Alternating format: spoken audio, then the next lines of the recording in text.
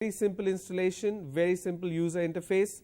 You have various categories. It will instantly give you the correct and incorrect answers as well. So we have for both verbal ability as well as aptitude. All right. Please make use of these free resources that is available in the internet. That's a very, very powerful tool. All right. Anything that you find in the internet, you can put that to use if you channelize your entire energy for your success. So please make use of these free resources. So for those who joined in late, please remember this is the entire pattern for Infosys. I'm going to pause so that you can make a note of it. You will have analytical reasoning.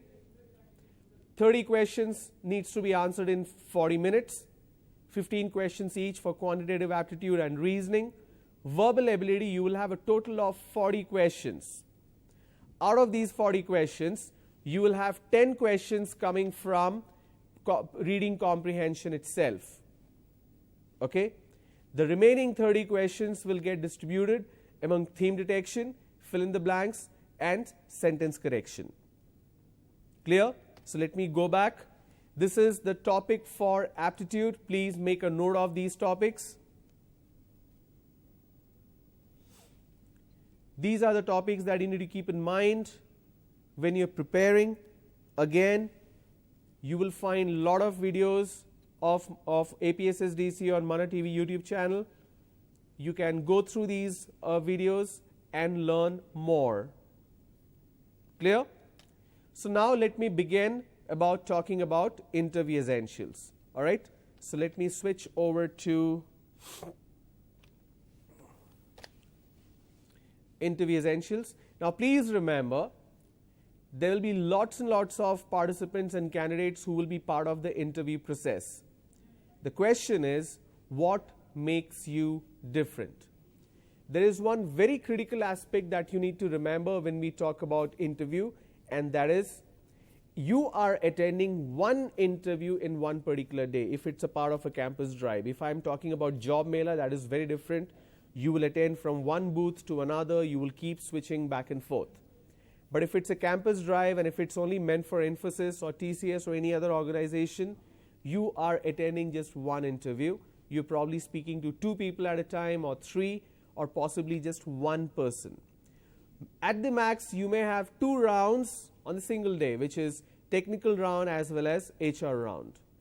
But the interviewer who's sitting on the other side of the table, that person is talking to 100 or 200 candidates in one single day. The question is, how do you make an impression? How do you make sure he remembers you and he gives you the right kind of rating and marking? Question is, how are you different from everybody else? The essential factor that we need to keep in mind is 2 things. One is what you can do and how you do it. Now, the what factor and how factor is important, but the first thing that comes to the mind of the interviewer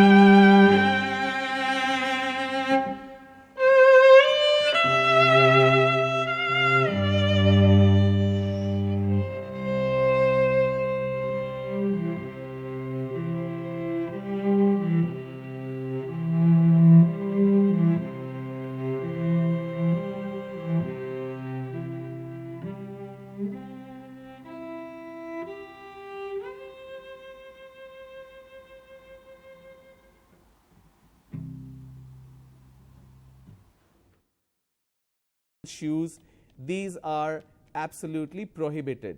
Please do not wear these kind of footwear. These are considered casual. These are not formal footwear. Okay?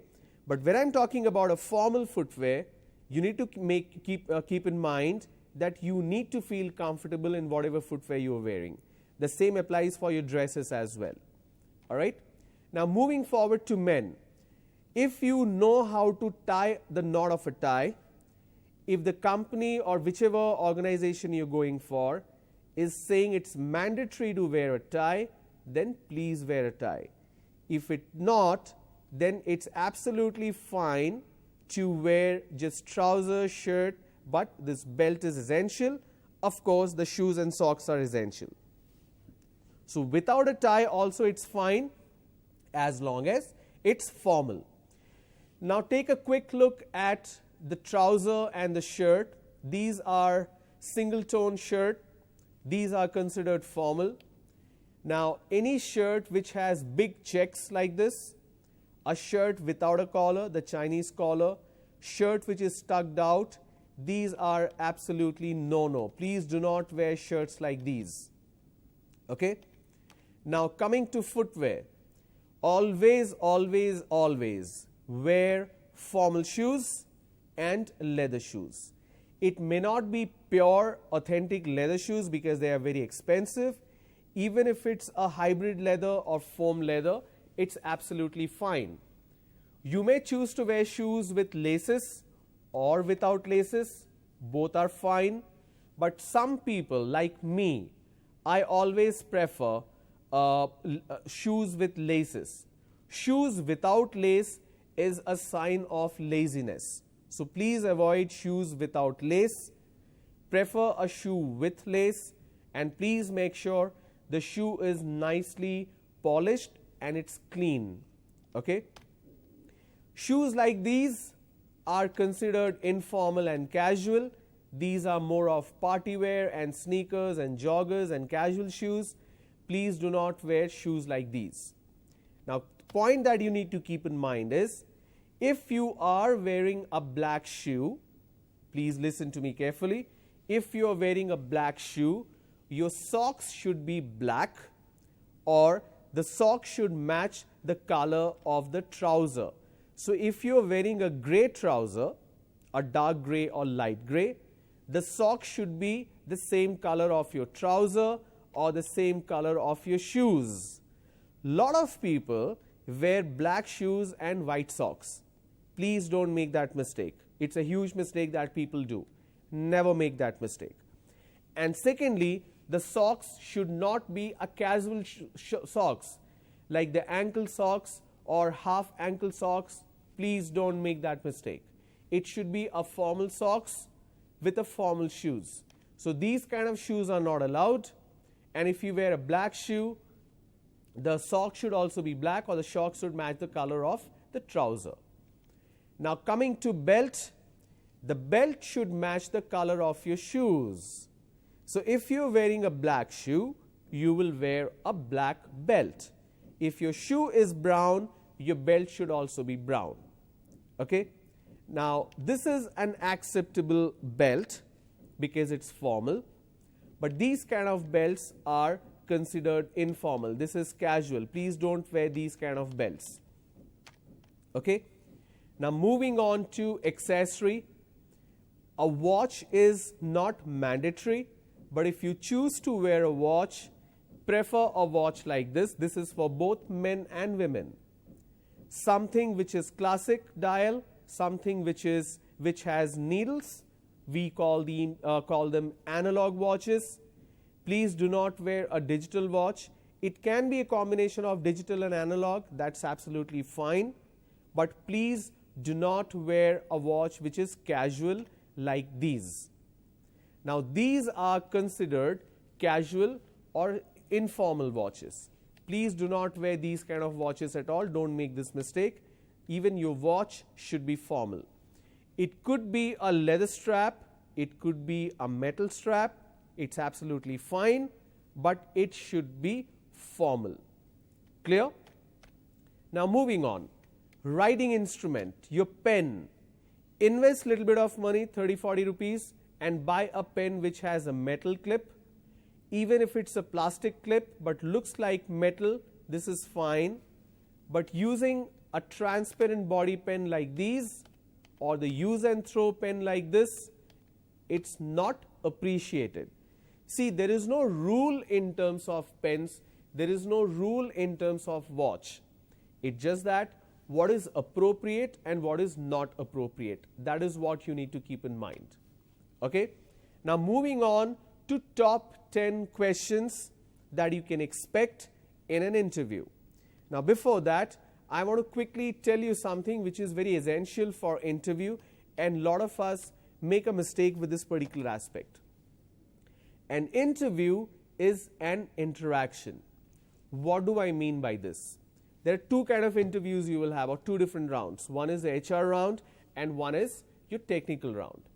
If I'm asking a question in technical round, I'm just giving a very simple example.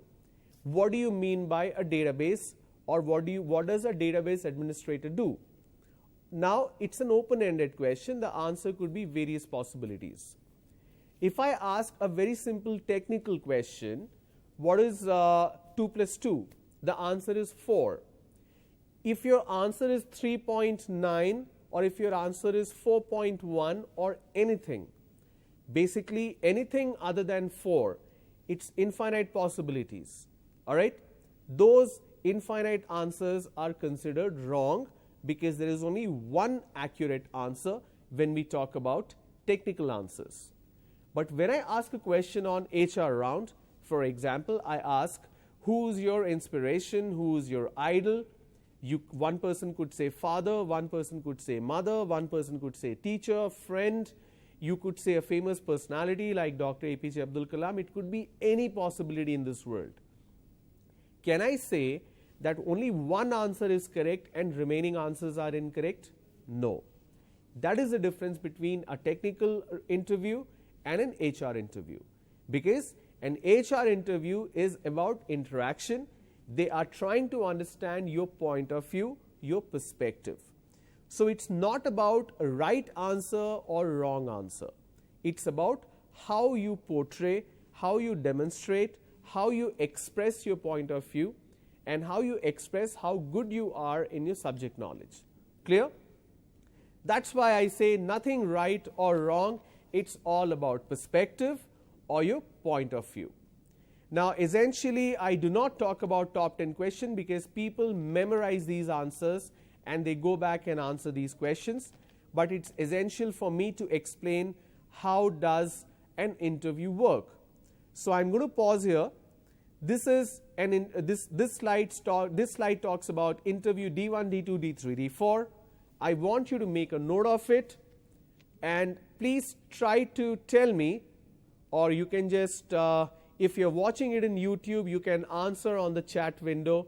What do you mean by D1, D2? What is the difference?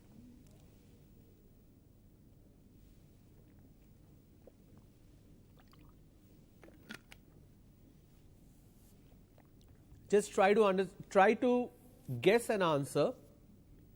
What is D1, D2 and what is the difference? Alright. Okay, if anybody wants to answer on the YouTube chat window, please go ahead. I will take a look at it and I will provide you with the correct answer anyways. Now let's begin. Now D1 is about yourself. The typical question every interview has is, tell me more about yourself. Why do they ask this question? They ask this question for two specific reasons. One, they all understand that when you go for interview, you're actually very nervous and you want to get that ray of confidence when you're talking. And we always feel confident when we talk about ourselves, right? Because we are aware of us, we are aware of all the answers. If I ask you a question which you may not be aware of, then you may not feel confident. That's why first question they always ask is, tell me more about yourself, because you are aware of it and you will feel more confident. Second reason that they ask this question is to make the person feel comfortable with the interviewer. When you go into the interviewer's room, you are always scared, you are always very nervous, you don't know what to expect in that interview. That's why they ask this question to make you feel comfortable, just to settle down mentally as well as physically. When you clasp your hand, when you press your fingers, that's a sign of nervousness. So your body language also matters a lot. I'll talk about the body language as well, so don't worry about it. So they ask this question to make you feel comfortable, to give you the confidence that you are good and you can give these answers. Now, any question that they ask about yourself, you're already aware of it, because you're going to talk about your name, your education background, your family background, your strength, your weakness, your hobbies, all these aspects you're going to talk about. I will also tell you in what flow you should give these answers. Now, what is D2? D2 is a question they ask where they get the input from D1. For example, they ask about D1, tell me more about yourself, and you say, I am from Vijayawada, I am pursuing my BSc final year, my father is a government employee, my mother is a teacher, I have 2 siblings, they are studying in schools right now, and my hobby is reading books. Now they ask a question, D2, is who is your favorite author, or what kind of books do you like? Now that's a D2 question. They ask this question to dig deeper into your D1 answer, and they also want to know if you are lying about any answer. So if you give a very generic answer, I like listening to music, I like watching TV, I like chatting with my friends. Now these are not productive hobbies. Chatting with your friends is good, but don't use that in an interview, because it's a sign of time waste. I like watching TV, but what do you watch? Be specific. I like to watch programs on history. I like to watch National Geographic. I like to watch Animal Planet, because I get to understand our entire ecology, our entire environment, how animal intelligence is very different from human intelligence. There's a lot to learn. I like to watch sports. I like to watch cricket, because it tells me about teamwork. It tells me about confidence. It tells me about determination. Even if a batsman doesn't get a century, next game he goes and plays well. It also tells me if you don't perform well, you cannot exist in the team. So when you use these as an example of your hobbies, it talks about how you are utilizing your time for your benefit. Now going back to D1, when you give these answers, as I like reading books, D2 question will be what kind of books you like, who's your favorite author. Now they are asking these questions to dig deeper, to know more, but please remember, these are not, they sound like open-ended question, but it's not essentially an open-ended question or close-ended question. Or let me put it the other way, it sounds like a close-ended question, but it's not a close-ended question. Now what do we mean by open-ended question and close-ended question? For example, if I ask, did you have your lunch? Yes, no. That's a close-ended question. If I ask an open-ended question, what is your aspiration? What is your goal? It's a long answer. Likewise, if I ask, who's your favorite author? What kind of books you like to read? It sounds like a close-ended question, but the answer is supposed to be an open-ended answer. So I like to read books which talks about our history. I like to read books on management. I like to read books on personality development. Reading books from your academic curriculum is not a hobby. That's your duty. You need to do that. There are a lot of candidates I have interviewed. They say, I like reading books. What kind of books? They say subject books. That's not a hobby. Hobbies and interests are something you invest time, which is not mandatory. You make a choice. You derive a very different kind of benefit out of it, which builds your personality, which defines who you are. So reading your academic book is not a hobby. Can I say eating food is a hobby? No. Can I say breathing oxygen is a hobby? No. Can I say brushing teeth is your hobby? No. That's your daily routine that you're supposed to do. So please don't make a mistake of using these as a response that reading subject book is my hobby. Okay? So D1 is about yourself. D2, a detail about yourself. Then what do we mean by D3? Now if you look at the slide, the D3 says impromptu questions. What do we mean by impromptu? These are spontaneous questions. What do we mean by this? Spontaneous questions are something which you cannot anticipate, which you cannot prepare. You are right now preparing for interview essentials. Top 10 questions I'm going to train you on. But when I talk about D3, even I cannot predict. For example, you go for an interview, question number 1, tell me more about yourself. You gave a very elaborate answer. Question number 2, you said you like painting. Who is your inspiration? What kind of painting do you like to do? Is it nature? Is it portrait? Again, you're giving answer. For example, D2, I ask, you said you love playing cricket. So what did you learn from the game of cricket to help you in your career? That's a D2. Now, D3 question is completely unexpected. For example, I have this particular bottle in my hand and I say, I am a blind person. I don't know what is this. Please explain to me. Now, can you anticipate this question? Definitely not. But is it a very challenging question? Definitely yes. The reason D3 questions are important because it checks two things. One is the stress level. How do you manage the stress as a candidate? How do you manage your confidence? Because you're not aware of this question that's going to come to you. But how do you think and how do you frame your sentence and give an answer? Third, how are you responding to a situation which you're not prepared for? You are going through training to answer question 1 and 2. Everybody will train you, or everybody is going to get trained on tell me about yourself. People even memorize the answer. That is the worst thing in an interview. My name is Ron, I am doing my graduation in my second year, final year. My hobbies are, my strength is this, my weakness is this. I have these many people in my family. My father does this, my mother does this. You are running like a Rajdhani Express because you have memorized the answer. But D3, you cannot memorize because you can't even predict what the question or can't even anticipate what kind of question that's going to come. This is where they are checking your ability to articulate, your ability to communicate, and your confidence level and how you're managing that entire stress. This is where you are getting judged because you cannot prepare for this. The reason it is important is because when you start working in Infosys or any other organization, they will train you, but they will train you only on a set number of scenarios. If you get an email or a call from a client in a project which you haven't prepared, how do you respond to that? You can't say, I can't do it. You have to do it when you're working in that organization. But how do you manage that is what your capability and your competency is. That is why we ask D3 question. All right? Now, what do we mean by D4? D4 says shuffle.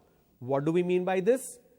While you're answering D3 questions, suddenly the interview shifts to D1.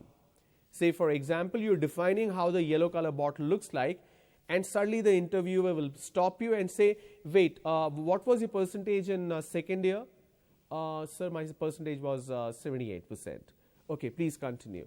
Okay, the bottle is yellow in color. We can use it as a container to store water or any kind of liquid beverage. While you're answering, suddenly they stop you and they ask, okay, in cricket, who is your favorite wicketkeeper? Again, you think and you say, okay, probably Dhoni is your favorite wicketkeeper. Then you continue again. The reason they are stopping and they are asking you question from D1 and D2 to check if you are able to shift your focus. While you're working, you on an email in Infosys, you will probably get a call or somebody from a person sitting next to you will come and ask you a question. How do you focus or shift your attention? We all think multitasking is very important, but human brain is not designed for multitasking. Okay? That's why you take some time, fraction of second, to change your focus from one thing to another. All right? That's why D4 checks, are you able to shift your focus? Are you able to hold your confidence? Are you feeling nervous and giving away everything and losing the entire battle? That is what D4 is all about. Clear? Now what we're going to do is we're going to look at top 10 questions that we can expect in an interview. The first one is self-introduction. Tell me about yourself. Now when they ask this question, essentially you need to talk about your name, where are you from, your education background in reverse order. What do we mean by reverse order? You will speak about your final year first, then second year, then first year. Then you will speak about your intermediate results and matriculation. All right. Family background in brief. You don't have to elaborate on your family background. Please remember, the company is hiring you, not your family. So speak about them in brief. Just the occupation of your parents is good enough. Okay. Example. For example, let me use a random name. My name is Subhash. I live in Vizag. I have completed my I'm pursuing. Now this is when I say I completed, that's for people who have already finished the graduation. But if you are in final year, you can say I'm pursuing. Don't say pursuing. I'm pursuing my BSc or BCom or BBA final year in whichever college you are studying in. I live with my family of 4 members. My father is a farmer. My mother is a housewife. I have one sibling who's doing her graduation. Whatever the facts are. Okay. Now you can talk about your strength and weakness as a part of self-introduction. It's absolutely fine. Please remember, the more you speak in an interview, the better for you. If you do not speak, you're definitely failing in the interview.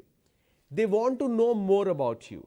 That's why if you don't speak at all, for every question, if you're giving just one word answer, that means, number one, you're not interested in the job. Somebody just forced you to go for that particular interview. And it also reflects lack of confidence. All right? So please be elaborate. It's absolutely fine to talk about your strength and weakness. I'll tell you what are considered as appropriate strength and weakness. Okay? What are your hobbies? I like reading books, playing cricket, and watching informative program on television. These are some of the acceptable hobbies. If you say chatting with friends, browsing internet, please don't use those as hobbies. If you say I like to travel, you better have traveled. I've met a lot of people who haven't traveled anywhere, but they say that I have traveled a lot, I like traveling. So if you haven't even traveled, don't use that as a hobby. If you say photography is my hobby, please have basic knowledge in terms of photography so that you can answer questions. Using a phone to take pictures is not photography. So please remember, for example, if you're talking in an interview and you say photography is my hobby, obviously I will ask what kind of photography you do. I take pictures of friends. That is not a hobby. That's considered as something you're using your phone. But even if you're using a high-end camera, please dig deeper and know a little bit more about the technical aspect of photography as well. Okay? What are your strengths?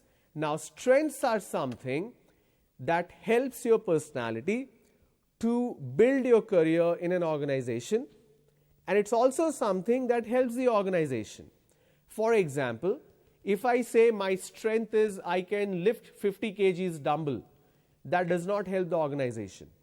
So you need to talk about the strength that helps the organization. For example, my strengths are I work hard, my dedication, my integrity, my adaptability, my teamwork. These are my strengths. And when you talk about these strengths, you better have more answers, elaborate answers. For example, adaptability. So I'm a very adaptable person. I'm very flexible. I consider that particular quality in me as a personality as my strength, because adaptability is very important when we talk about a successful career. For example, sir, if I join a particular team and after 3 months I need to change that, I need to move to another team, I need to get adapted to the people, I need to get adapted to the work environment. For my entire life, I lived in Vijayanagaram.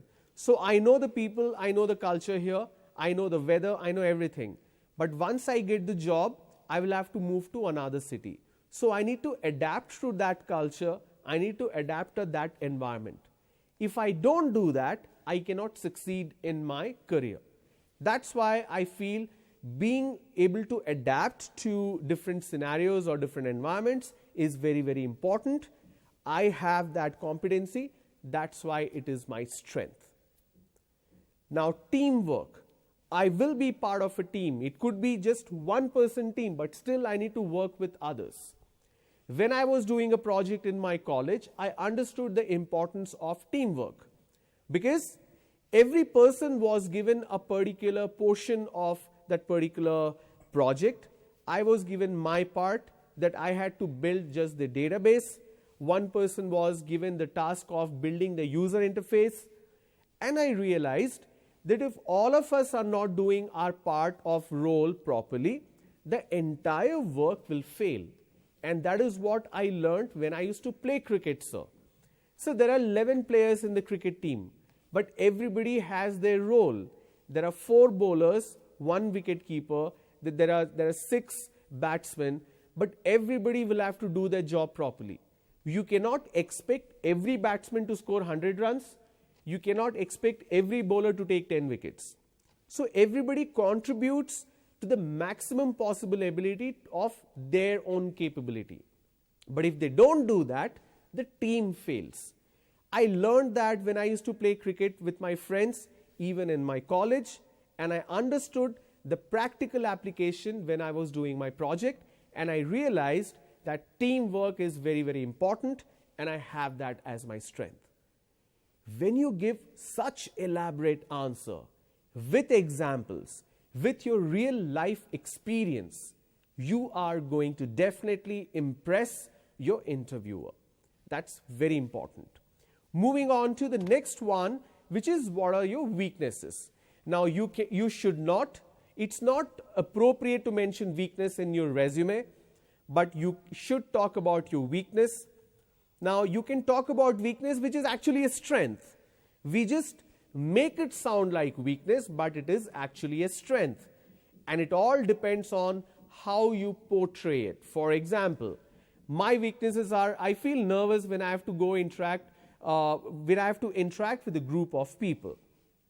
So the thing is, I feel nervous when I have to speak to more number of people.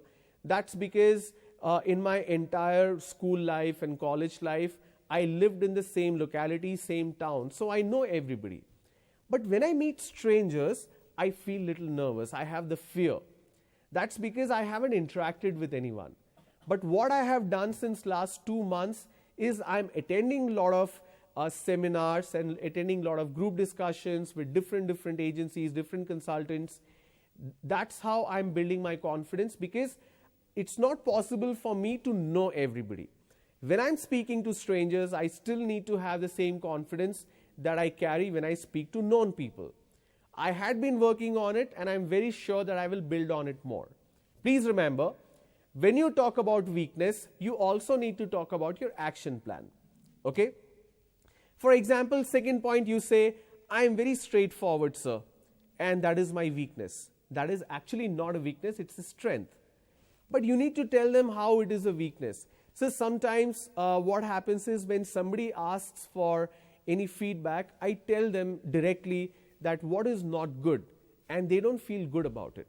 So I need to learn a very diplomatic way of putting forward these feedback or any kind of criticism, but I don't like to talk behind anybody's back. That is what the strength is, but you're showing it as a weakness, that being straightforward is your weakness.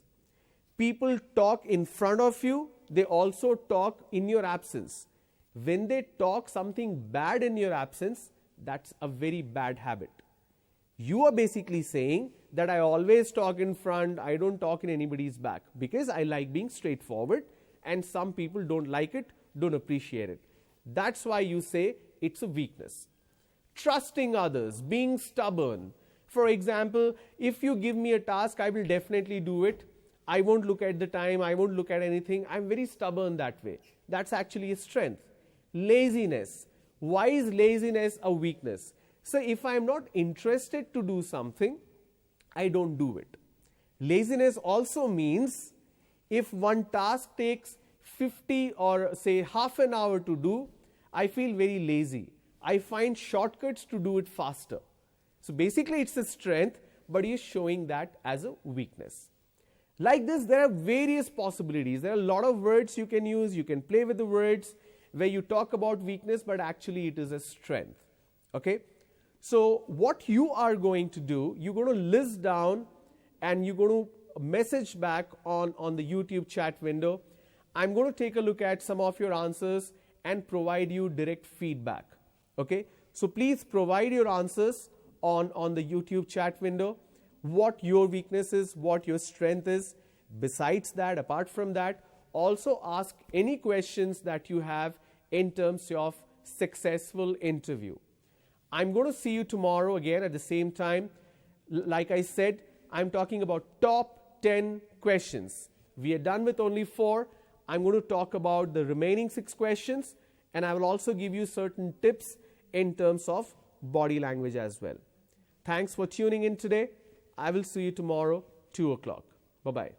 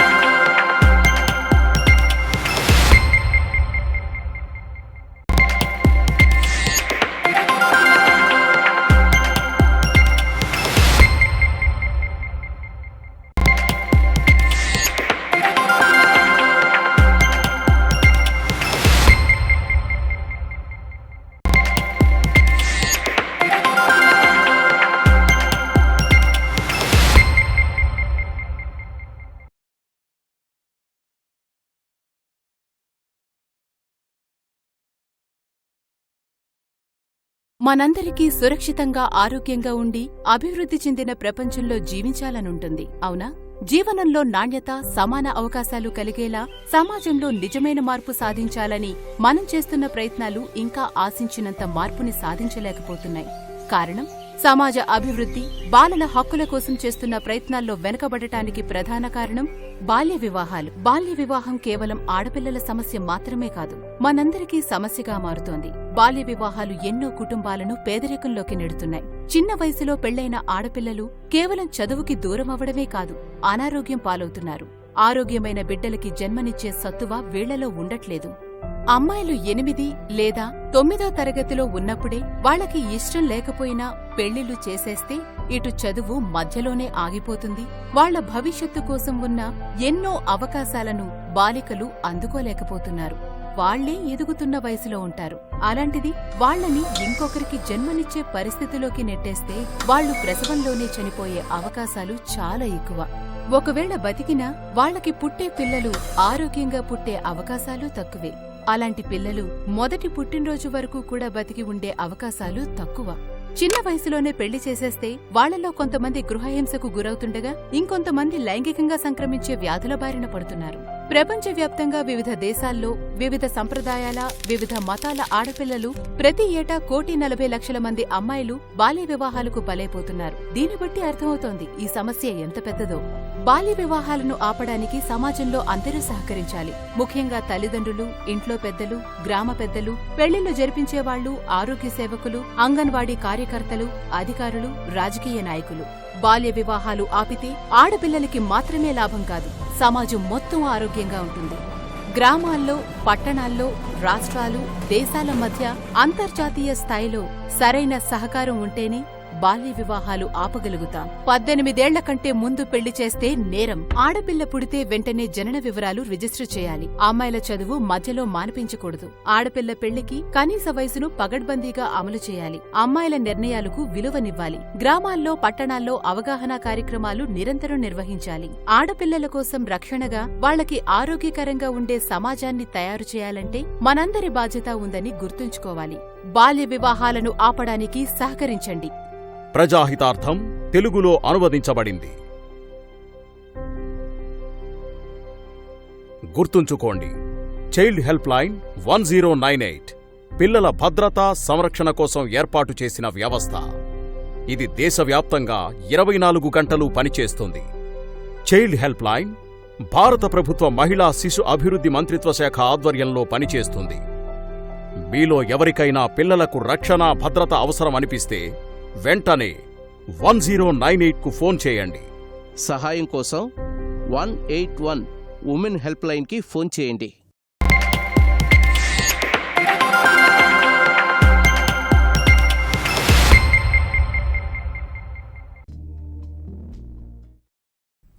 Hi everyone, so welcome back to Google IT Support certification course. So this is Vinay speaking with you. So in the previous session, so we have seen we talked about DNS. So DNS part 1, where we seen what is DNS, what is the use of DNS, what is the purpose of DNS, how internet works with the help of DNS. Okay, all these things we discussed in the DNS part 1. So this is our DNS second session. So today we will be talking about how to configure DNS service. So we'll see how to create zones, primary zones, secondary zones in our today's session. Even we'll talk about Active Directory integrated zone, which is very important for IT experts if you are working in a Windows sector. So if your network is Windows, so DNS is must. So an Active Directory integrated zone plays very crucial role. So what is the importance? How to troubleshoot that we will discuss in our today's session. Okay. So first we'll see how to create a DNS primary zones. So let us go, let us check this once the server, you can see here. So this is our 2012 operating system.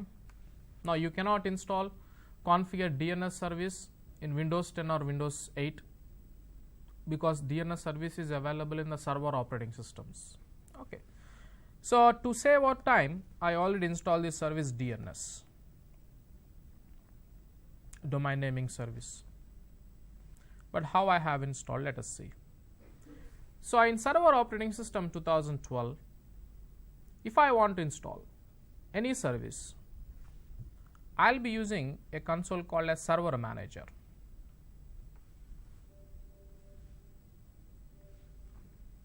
In server manager, we have an option called as add rules and features.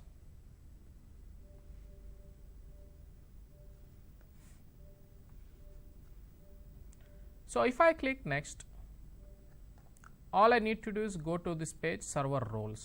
So just leave the options default, click next. Server roles. So server operating system 2012 provides so many services like Active Directory. In the previous sessions we have discussed so many features. So what service you want to install, just check that box. So today our practical is regarding DNS. As I said, to save our time, because installation will take almost 2 to 3 minutes. So to save our time, I already install this service. All you need to do is check the box, click next and install. So which already I have done. So once installation is done, in the start you will get a console, a DNS.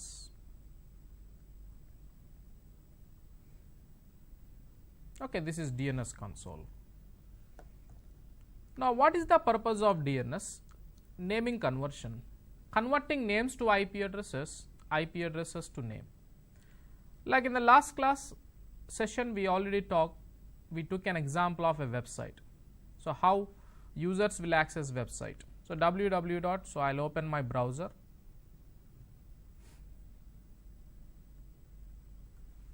So www.yahoo.com, facebook.com, google.com, you'll enter this address. Immediately you'll get the web page. But using name you cannot contact Yahoo server. You need IP address of the Yahoo server. But you don't know the IP address of Yahoo server. So who is going to tell you the DNS server? Now here let's assume in our office, maybe let's say you are working in an organization as an IT administrator. Your company has a website. For that website you need to configure DNS server in your office. How to configure that? That is what I am going to show you practically. Now let us say we have a website www.xyz.com. So we hosted a website like that. So in the next sessions, I will be showing you practically how to configure website also, how to configure web service. Okay. So let's assume we have a website like www.xyz.com. So I want to host this website. So for this website in my organization, I have to configure a DNS server. How to configure that? That is what I am going to show you. Okay. So let's go back to our server operating system now. So a user is browsing www.xyz.com. So in your company, the employee is browsing your website, which is present in your office. Every company has a website, right? Every company, you name it, any organization website will be there. So this is your company website xyz.com. So immediately using name, you cannot contact the web server. You need IP. Who is going to tell the IP address? DNS server. So a request came to DNS server. What is that request? User is asking, where is this www.xyz.com? So a request came to DNS. DNS is checking its database. User gave the name XYZ. DNS server has to give the IP address. Name to IP conversion. This name to IP conversion details you can find out in forward lookup. But by default, xyz.com is not there. So as an IT administrator, you should learn how to create a zone for your website. Zone is nothing but database. The database contains your web server details. So in the DNS server, I am maintaining my web server details. So new zone. There are different types of zones. So today our first topic is related to primary zone. So I don't want to use this option, only primary zone. Click next. Zone name, my website name xyz.com. Extension should be there, .com, .net, .in, whatever it is. Click next. So with this name, a file will be created in the C drive, which you can use it as a backup. So if I go to C drive Windows of the DNS server, there is a folder called as system32, DNS folder. So here I can find out some files, you can say Google, Yahoo, like this. A file will be created with this name XYZ. Okay, I can use that file like a backup. So I leave the options default, finish. So I created a zone database for my website. Now employee will browse the website. Request will come to DNS. So name to IP conversion. So DNS server has to give the IP address. It will check its database, forward lookup zone, xyz.com. But inside this xyz.com, the web server details are not there. Zone is there, but zone don't know where is this website is configured. So as an IT administrator now, keep your web server details in this zone. How? Let us see. So I'll right click on this xyz.com, new host. Which computer is having this website? Let's say for example, my system 1. One of the computer is having this website. That computer name is system 1. And what is the IP address of this computer? 10.0.0.1. Example. So I'll click add host. For time being, I am giving the same computer IP address. In the real time environment, web server, DNS server IP address will be different. System 1. Now how users are browsing website? Are they browsing system1.yahoo.com, system1.facebook.com? No, www.yahoo.com, www.facebook.com. So for this system 1, we will give a nickname. So I'll right click on this XYZ, new alias. A nickname to this computer system 1. Nickname is www, pointing to xyz.com system 1. That's it, done. Successfully you created a database for your website. That means the web server information you created in the DNS.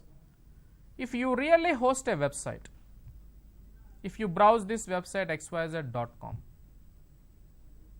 request will be coming to your DNS server. What is that request? User is asking, where is this web server xyz.com? DNS will check its database xyz.com. Now, where is this xyz.com? System 1. What is the IP address? 10.1. This IP address will be given to the user. User will contact this IP address, he will get the web page. That is how DNS queries will be working. Now, let us say, for example,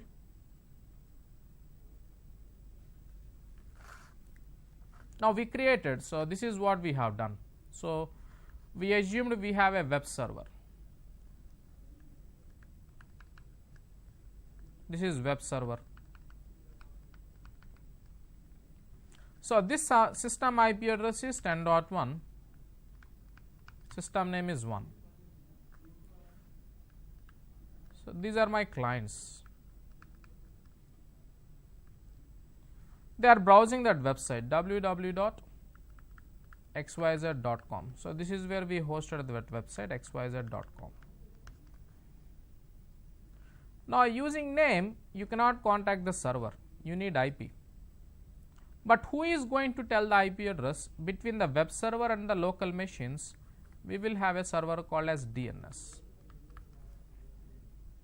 So, in all the user computers, preferred DNS will be 10.0.0.1, sorry 10.0.0.2, 2 is nothing but your DNS server IP address.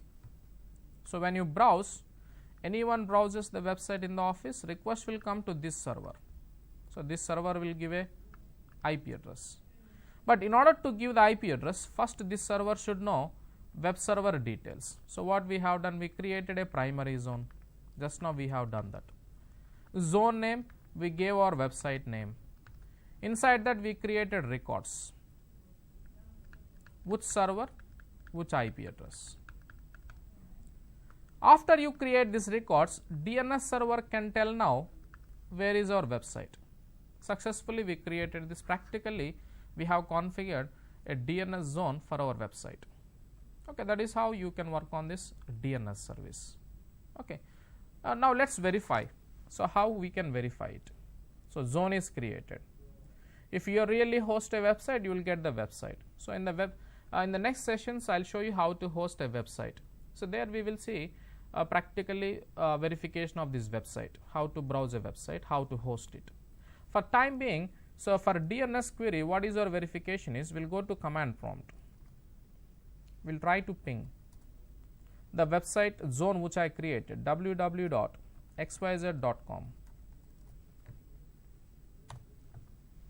So, once I hit enter, you can see successfully name has been converted to IP address. Using name, you are able to communicate with a computer. That is how DNS queries will be working. Now, we will create backup DNS. Now, backup DNS means, so if you check this slide here, so DNS server is there. Users are browsing. Request will go to DNS server. DNS server will give the IP address of the web server. Let us say this DNS server is down because sometimes hardware failures will happen. Maybe power failures will happen, something disaster happens, server will be down. If DNS server is down, no naming resolution. There is no one to convert name to IP, IP to name. If no naming resolution, can you get the IP address of the web server? Not possible.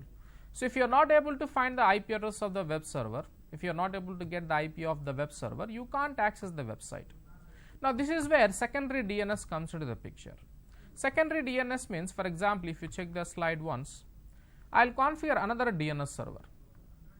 So, in the slide if you see one more DNS server. Okay, this is our DNS server 2. Okay, second DNS server. So, the IP address of this server is 10.0.0.3. In the client side, alternate DNS will be 10.0.0.3. Preferred DNS is 2, alternate DNS is 3. Now, something happened to 2, the second server is down, maybe it can be hardware failure, power failure, something happened, system DNS server 1 is suddenly down. So, if DNS server 1 is down, you do not need to worry, because you have another DNS server. But here also DNS server 2 also should have the same details here. So, what we will do, we will create a secondary zone. Secondary zone means it is a backup to primary. This is primary, right? For this primary, this is the backup. So, what is backup? Backup also will have same information, same zone, same records, everything is same. So, what is the benefit? So, fault tolerance, load balancing. Fault tolerance means suddenly system 1 is down, you do not need to worry, still naming resolution is possible with the help of system 2. Okay. Maybe let us say for example, so system 1 is down in this example, request will go to which computer? 3. You will contact the 3, you will get the IP address, you will browse the website. But how to configure this? Let us see. So, let us go back to our server operating system and we will see how to configure secondary zones also. So, for this we need 2 machines. 2 machines with, in both machines DNS service should be there. So, I already have 2 machines where DNS service is already configured. So, already we have primary zones in system 1.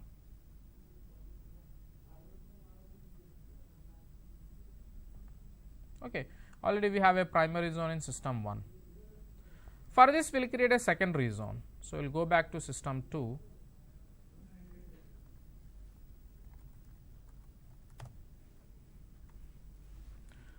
Okay, I just logged into second computer, system 2. So, in this computer system 2 also we have DNS service configured.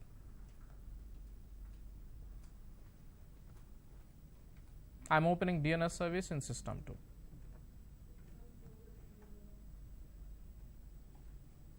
But xyz.com is not there. So, I am creating a new zone. But what type of zone I want to create? Secondary zone. So, I will select the second option, secondary. If you read, secondary is a copy, a backup which is used for fault tolerance and load balancing. So, I will click next. Zone name, it has to be exactly the primary name. So, xyz.com. Master DNS server, original one. Original is 10.1, system 1. Finish. But if I open, you do not see anything inside. But zones should have records. This is secondary. Secondary will not have records by default. Even you cannot create, secondary is a read only copy. This one, it is a read only. So, what I have to do? I have to go to first server, the primary. I came to first one. Properties of the first one. Zone transfers. Transfer to the following server. Secondary server IP address I have to enter. Secondary server IP address is 2. Any changes should be notified to my secondary server.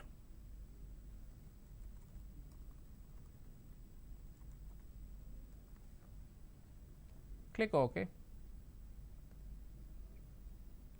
Now, verification, let us go back to system 2. This is system 2, secondary DNS server, second server.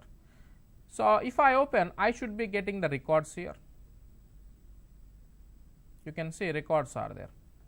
Same records. Whatever primary is having, secondary also will have the same records. So, that is how you can configure a secondary zone, a backup. Now, what is the benefit? Even though primary is down, the primary server is down, no need to worry. Still naming resolution is possible with the help of the secondary server. That is how you can configure high availability of DNS services. Now, we will see one of the most important thing for a Windows administrator, Windows IT administrator, which is called as Active Directory Integrated Zone. Okay, let us check this slide once. What is this Active Directory Integrated Zone? So, Active Directory Integrated Zone. every company will have a domain controller where Active Directory is installed. By default, in this domain controller, DNS service also will be there. DNS service by default. Now, automatically in this DNS service, a zone will be created with the domain name, which is called as Active Directory zone. Okay. So, which will have 6 service records. Service records will help the clients to locate domain controller. Now, where is the server? How clients will contact? That is with the help of this DNS. Okay. Now, for example, here, so for example, if you check the slide once, so a user want to log in. This is a Windows 10 client. A user want to log in. So he has to contact the DC. Now, who is going to tell this user where is your DC? DNS. Because for example, so this is the IP address, DNS IP of the server. In the client side, IP address is to preferred DNS is 1. Why we are giving this 1? Because 1 is your DNS server. When user want to log in, request will first come to DNS. DNS will check the database, service records. Service records will tell where is the DC. So using this information, you are able to contact the server. Now, let me show you how you can troubleshoot the service records. For example, in the server operating system, now this is my domain controller. If I type net accounts, okay, this is my primary server, DC. Okay, you can see this is primary DC. In the DC with your domain name, so right now you can see this zoom.com, it is my domain name. Automatically it will be created when you configure a DC. This is Active Directory integrated zone. If I open this, you will find out 6 folders. These 6 folders are called as service records. If any one of these folder is missing, users cannot log in. So in the IT sector, there are so many reasons why users not able to log in. But one of the reason will be the DNS. How to troubleshoot? Let us see. It is a simple topic. So let us see. So let's go back to this server operating system right now. So maybe I'll delete one of the record here. Accidentally we lost it. Maybe OS updates happen, server rebooted. At the time of reboot, maybe these records are not created properly. How to get back them? Let us see. I'll go to start. I'll type services. I'll start a new. I'll restart a service called as netlogon. Restart. I'll restart another service called as DNS service. So DNS server, restart. After I restart this netlogon DNS, if I refresh, I'll get back the missing 2 records back. You can see. That's how you can troubleshoot. So any problem happen in the Active Directory, you have to check this DNS Active Directory zone. Okay. So you have to make sure all the 6 service records are available. If they are available, so you can fix your problems easily. So that's how. So DNS Active Directory zone can be troubleshooted. So this is about your DNS, how to create primary zones, secondary zones, and how to configure Active Directory integrated zones. I hope the session is very informative to you. So this is DNS part 2. So this is Vinay Kumar signing off. Thank you everyone.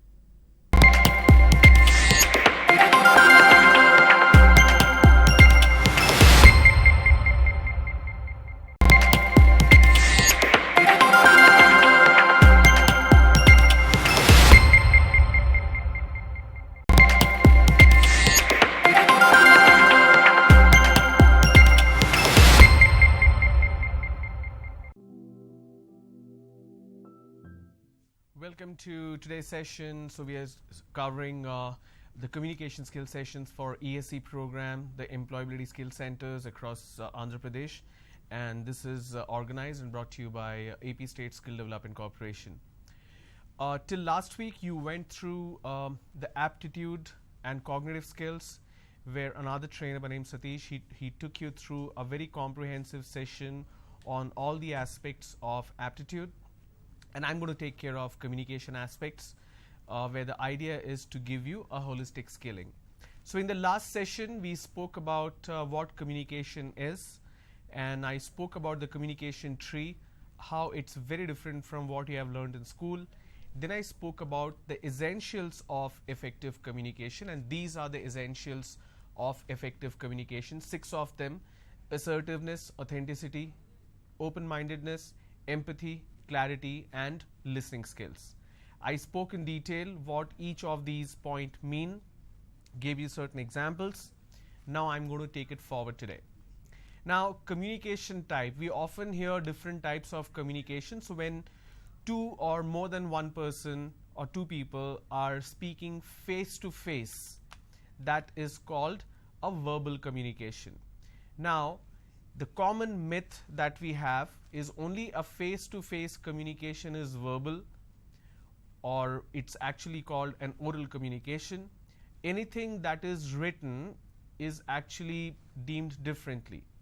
The mistakes that people do is, if some communication is done orally, they call it a verbal communication. For example, they say that, for example, if I'm talking about some kind of memos or some kind of information, say for example you're studying in a college and somebody came and announced it in the classroom that tomorrow there is a holiday, and there is no written memo, there is nothing on the notice board.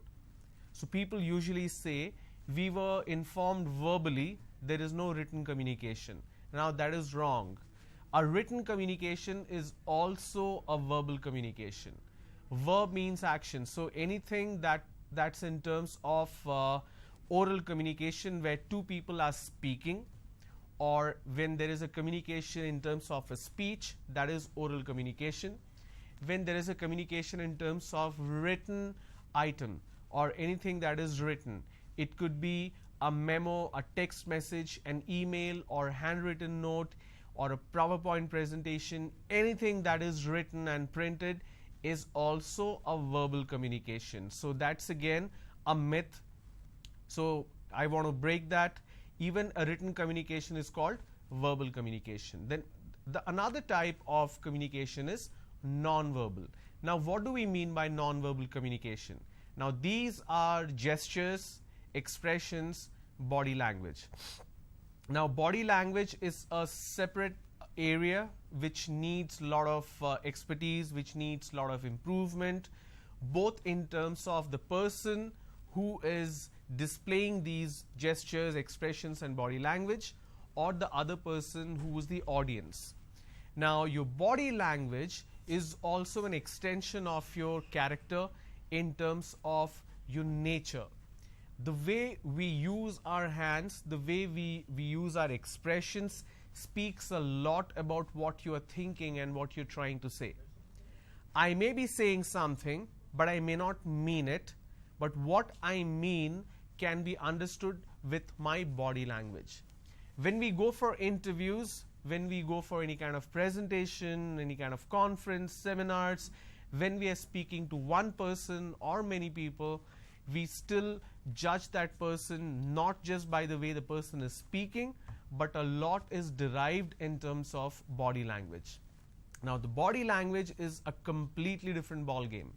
You need to understand, you need to learn, and you need to be an expert in terms of displaying the right information in terms of using the right body language. So there will be a separate session on body language only. So we'll talk in detail about that later.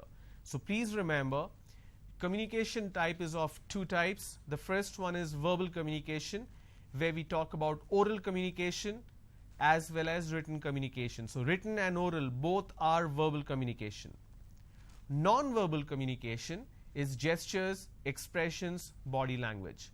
So to put it in a simple way, when you're not speaking a word, when you're not writing a word, you are just using gestures. There is no sound, there is no letters written or read.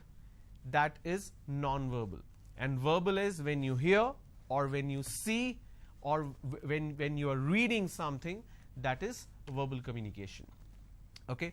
Now I'm going to talk specifically on oral communication because a lot of us, when we talk about communication aspect as such, there are two things which you need to remember or to understand clearly in terms of what is considered as what we call this person is good, that person is not good, when we judge someone in terms of communication.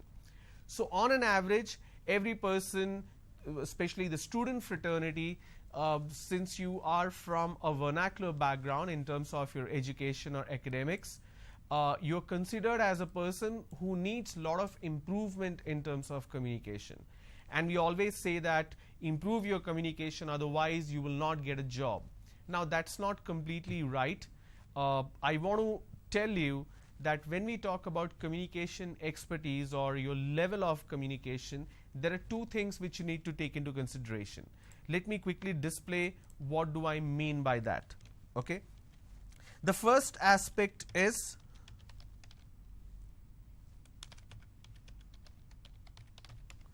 articulation. The second aspect is comprehension. Okay, let me align it correctly so that it's clearly visible.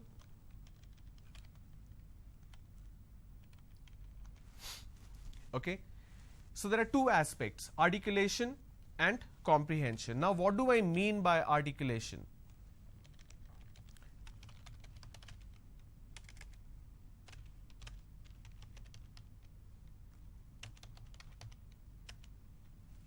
Ability to express ideas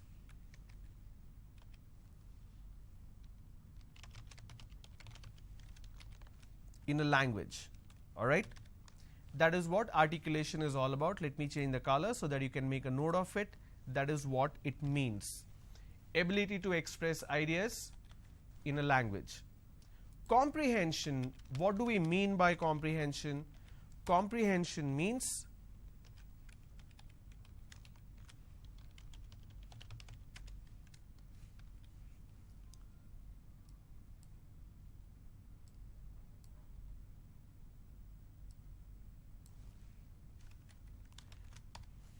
ability to understand in a language.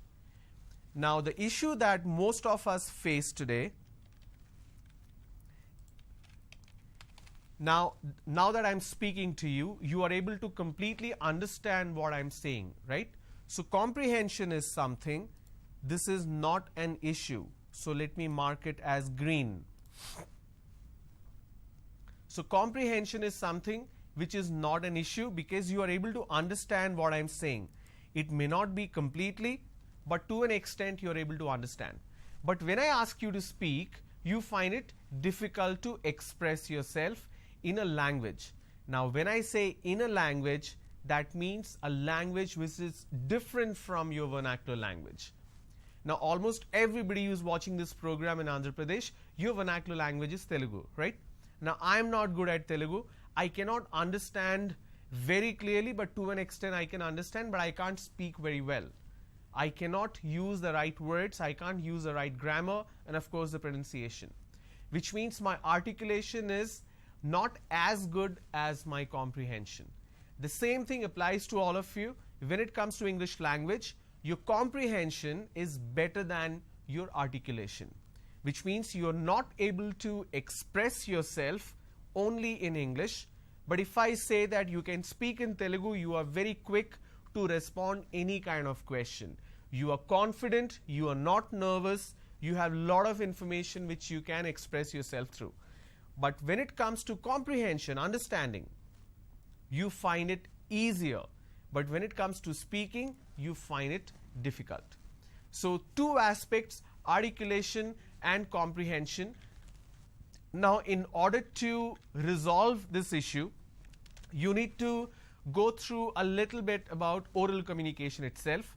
Now when we talk about oral communication, there are four fundamental cornerstones or pillars that you need to understand and you need to master yourself in. So like any other language, in English language, when we speak specifically about oral communication, it's not written communication, I'm here talking about oral communication only. There are four fundamental pillars. What are these pillars? The first one is pronunciation. Make a note of these. The second one is grammar. The third one is vocabulary. And the fourth one is fluency. So it's PGVF: pronunciation, grammar, vocabulary, and fluency. These are the four fundamental pillars of oral communication. And we're going to talk about each one of them in detail, because my intention is to make you better in terms of your oral communication. All right, let's begin. So what do we mean by pronunciation? In order to do that, we need to understand the fundamentals of it. In order to understand the fundamentals, you need to understand the entire structure of a language. So if I look at a language as a tree, which is called a communication tree. Now this tree, if I have to segregate or if I have to break it down, first and foremost, in order to communicate, I need something called a language. Okay, let me align it correctly so that you can see it clearly.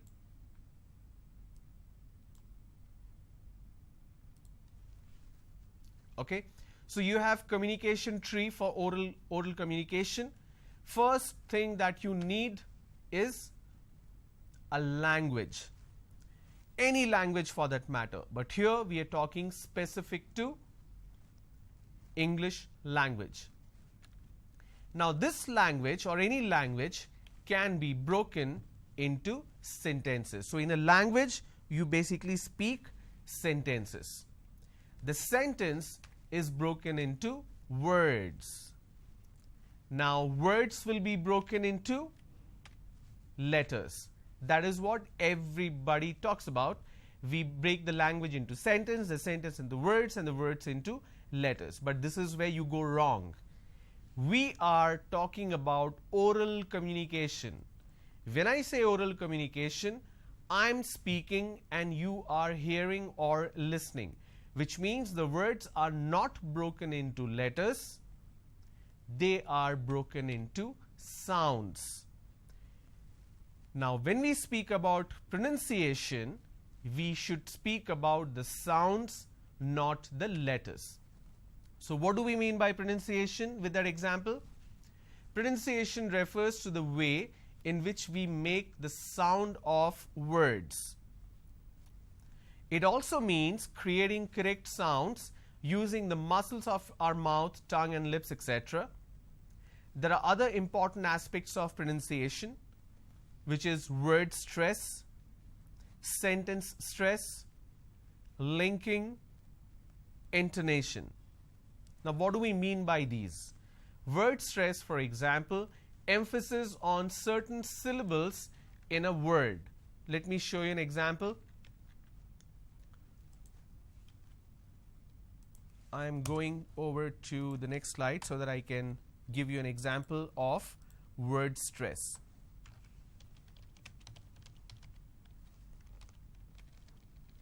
Now what did word stress mean?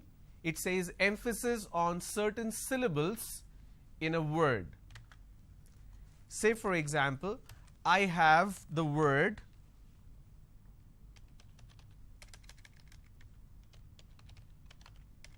which is also my hobby, photography. Okay, if I have to break this into syllables, how many syllables do I have? 4, 2, graphy, which means I have 4 syllables. Okay, now I'm going to use another word which is related to the first word,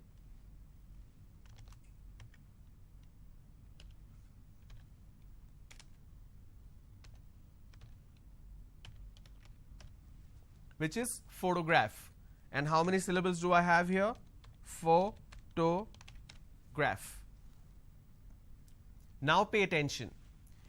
When I pronounce this particular word, photograph, the correct pronunciation is photograph, which means I am stressing on this particular syllable, which is the first syllable. Please give me the photograph. Now when you speak to someone, stop using the word pic. please send me a pic. Now pic means P-I-C-K. It's a short form of picture, but please don't use that word. It sounds pretty bad and it's very casual and informal. So use the word photograph or picture. So in this case, this particular word has 3 syllables and I pronounce this as photograph, which means I'm stressing on the first syllable. But when I look at this particular word, I pronounce this as photography. How do I pronounce? Photography. And how many syllables do I have here? Photography. 4 syllables. But in this case,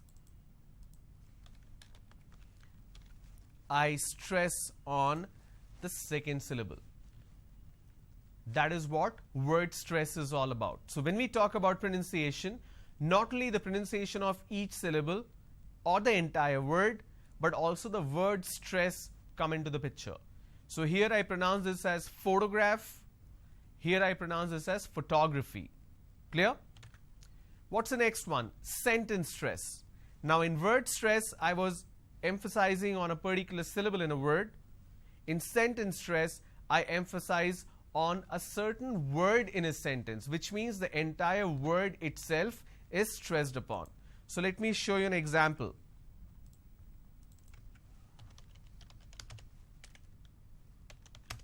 So sentence stress, I'm going to write a sentence.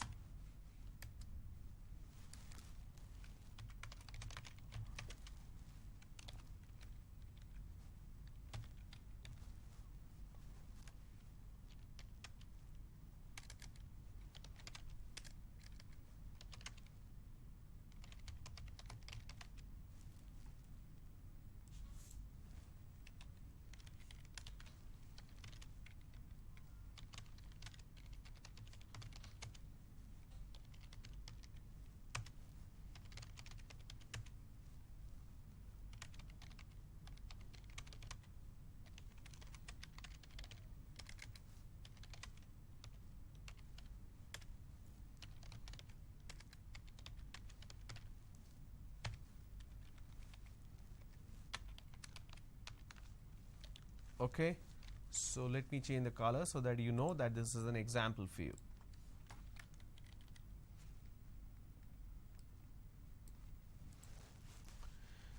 The sentence is, you cannot get an admission in the university unless you score a minimum of 90% in your entrance test. Now which word do you think should get the stress? Because here I'm notifying someone orally. You cannot get an admission in the university unless you score a minimum of 90% in your entrance test. So unless is the word which should take the stress. So that's a sentence stress. Let me give an example where the stress will change to denote what exactly I'm trying to communicate.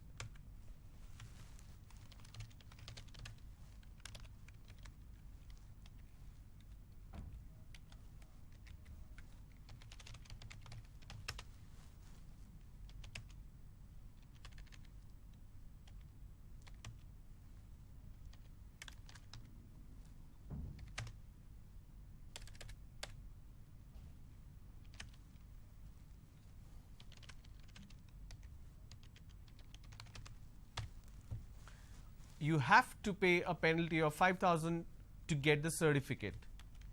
Now here I'm going to stress on have. You have to pay a penalty of 5,000 rupees to get the certificate. Now I want to write the same sentence, but I'll show you if I add another word how the meaning will change or what I'm trying to say will change.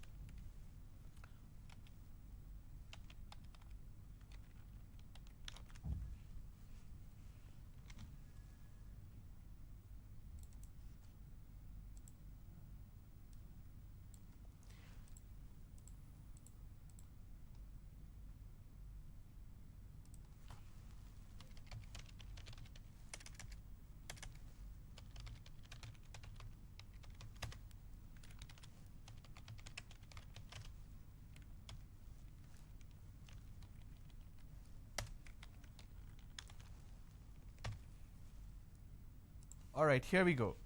The first sentence, you have to pay a penalty of 5,000 rupees to get the certificate. Second sentence, you have to pay a penalty of 5,000 rupees only through a demand draft to get the certificate.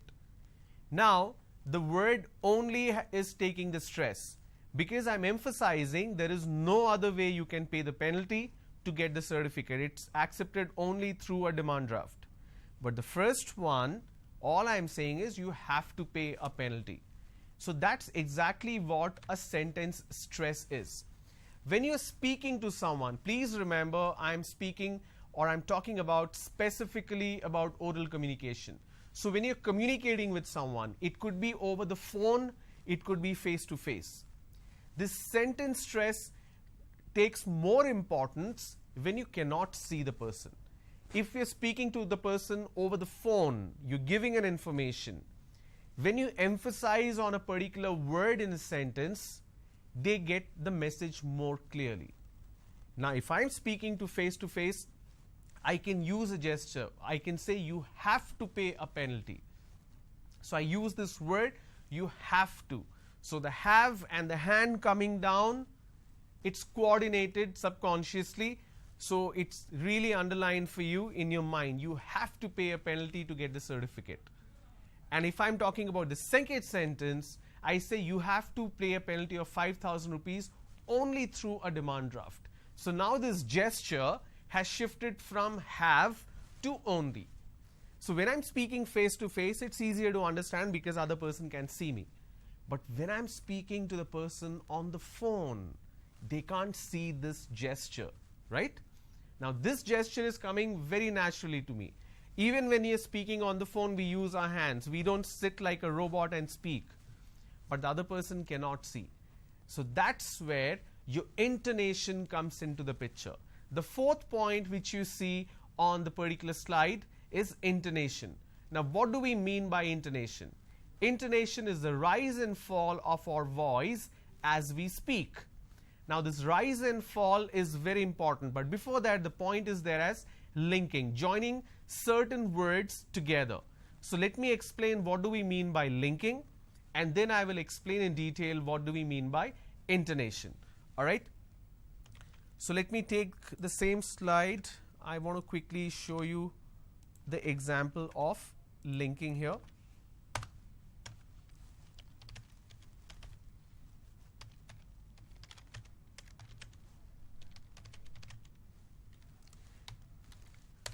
Please give me 2 eggs. Now when I pronounce this, I can combine. Now in order to understand what do I mean by this, you need to get a little knowledge on let me quickly explain what do I mean by this. You need to get a quick knowledge on vowel sounds. So when I say two, I am using the sound oo. When I am saying eggs, I am using the sound a. So 2 egg. So this is this word is ending with a vowel sound. This word is starting with a vowel sound. So when you have 2 words next to each other, one ending with vowel sound, another one starting with a vowel sound, you can combine or link these 2 sounds together. Okay? For example, if I have the word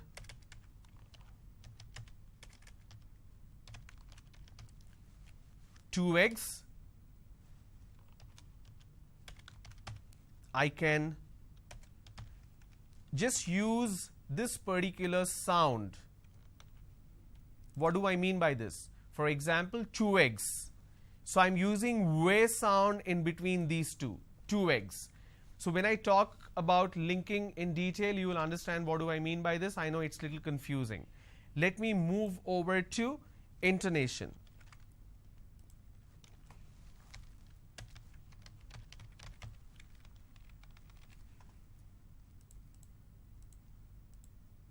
Now intonation, as it reads here, it says the rise and fall of a voice as we speak.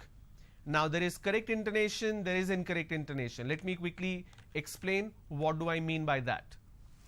If I'm asking a question, for example,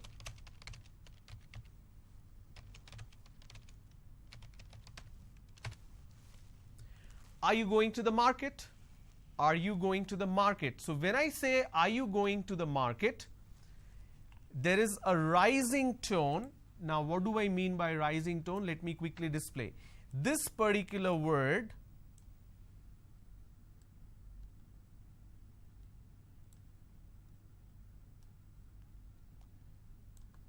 I'm just trying to make it easier for you.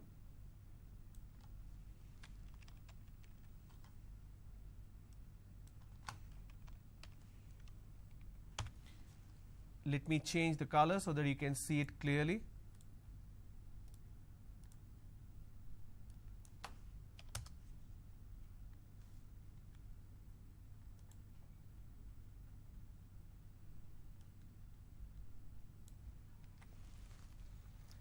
So this particular word, the last word in the question, are you going to the market? Are you going to the market? Now, are you going to the is flat. Are you going to the market? This is going up because the last word denotes like it's a question. Now, when you're speaking, a lot of people ask a question, but it sounds like a statement. So when you are speaking, your statement has to be flat, and when it's a question, the last word has to be a rising tone. For example, if I say,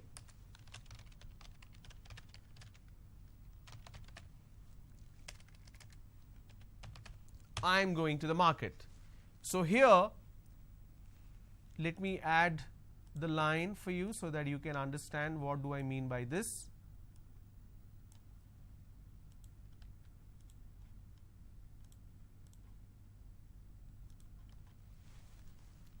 I'm going to the market. Now, this is a statement and it's a flat intonation. But when I say, are you going to the market? Then it's a rising tone. Now, mistakes that a lot of people do in terms of intonation is specific to making a mistake in terms of rising and dropping tones, where you can get confused. Is it a question or a statement? For example, if I ask a question, now when the answer comes like a question. For example, if it's a quiz program and I ask who was the first say Vice President of India, how many of you know who was the first Vice President of India? You have to know this answer, very, very important. If you are a student, you definitely need to know who was the first Vice President of India. And it's his birthday tomorrow, and we celebrate that as the Teacher's Day, right? Sarvapalli Radhakrishnan. He was the first Vice President of India. So when I ask a question, who was the first Vice President of India? The answer is S. Radhakrishnan. Some people say S. Radhakrishnan. Now, it goes on a rising tone. Now, it doesn't come as an answer. It comes as a guess, or it comes as a question. Am I right? Is this S. Radhakrishnan? So, when you are ending or when you are responding with a rising tone, it doesn't sound like a statement. It sounds more like a statement. Okay? That's why this intonation in terms of oral communication is very important. Now, there is no intonation when it comes to written communication because you're not speaking. You're just reading, right? So, their punctuation makes a difference. But when you're speaking, your intonation is of the primary importance. Another example which I want to give you, which is pretty important. When you are giving an information in terms of numbers, for example, can you please give me your phone number? And the answer is, my number is 98854-74156. This is my phone number. Now, this is an example. It's actually not my phone number. Don't call this number. Okay? Now, some people just give this information as 98854-74156. Now, you need to allow the other person to make a note of it. Now, in India, this number can be given in parts of 5 plus 5. For example, my number is 98854-74156. So my number is 98854 74156. Now this is also difficult to make a note of. You won't remember. So the best way to do is to break it into 3 and 3. How do I do that? My number is 988 547 4156. Okay? This is a better way to give the number because it's easier to understand and keep a track of. So instead of breaking 5 plus 5, I've broken into 3 plus 3 plus 4. My number is 988 547 4156. Now this is also a part of intonation. For example, if I'm giving a bank account number, okay, I'm just typing random numbers. When you have such a long string of information, the better way to give that number is in terms of pairs, in terms of twos. My bank account number is 45745828624523146332. Now don't again break it into 6, 3 and 2. You can just combine the last 3 if you have an odd number there.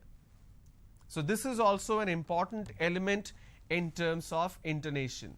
When you're giving the information, you break it down so that your listeners can understand it clearly. Now one point to be noted here. When I'm giving this series, now let me reduce this, let's keep it this way. When I'm giving this series, the first method or the first intonation I'm using is, let me reduce this so that I can have a smaller example. And so I'm giving this information. The number is 624523146332. Now pay attention. How did I say 632? Let's repeat again. 624523146332. For every 2 digit, the second digit, my tone is going up. Pay attention. 624523146332. The moment I drop my tone, that means it's the end of the series. This is a very important aspect of intonation. Now imagine if I'm not dropping this tone, it will sound like as if it's going to continue. 624523146332. Now 2, the moment I say 2 on a rising tone, it means I'm expecting, or my audience is expecting one more number. But the way I say 14632, the moment I say 2, it's dropping, that means it's end of the series. Another mistake that people do is they drop it way too low and you can't hear. And they say 624523146332. Now the 2 is so low, they always ask, I'm sorry, what is the last number again? That's why it's important the last unit of your string should be louder, but a drop tone. So it will be 624523146332. My volume went up, but my tone, my intonation is flat. Now these are the finer aspects of a very good oral communication. No matter if you're speaking to the person face to face or over the phone, they can understand you very clearly. And in order to be heard or in order to be comprehended very clearly, your pronunciation has to be absolutely perfect. So as a part of the first pillar of communication, I'm going to speak in detail about the pronunciation aspects for English language. Okay? Thank you for tuning in today. Please post your questions, whatever doubts you have in terms of pronunciation. If you're watching this on YouTube, please post your questions on the comment section. If you're watching it on MANA TV, please go back to MANA TV, the channel on YouTube, Amravati channel. So please post your questions. I will take a look at it and I will provide you with the answer. So we'll continue with the same session tomorrow, where I'll focus on pronunciation. Thanks for tuning in. Have a good day. Bye-bye.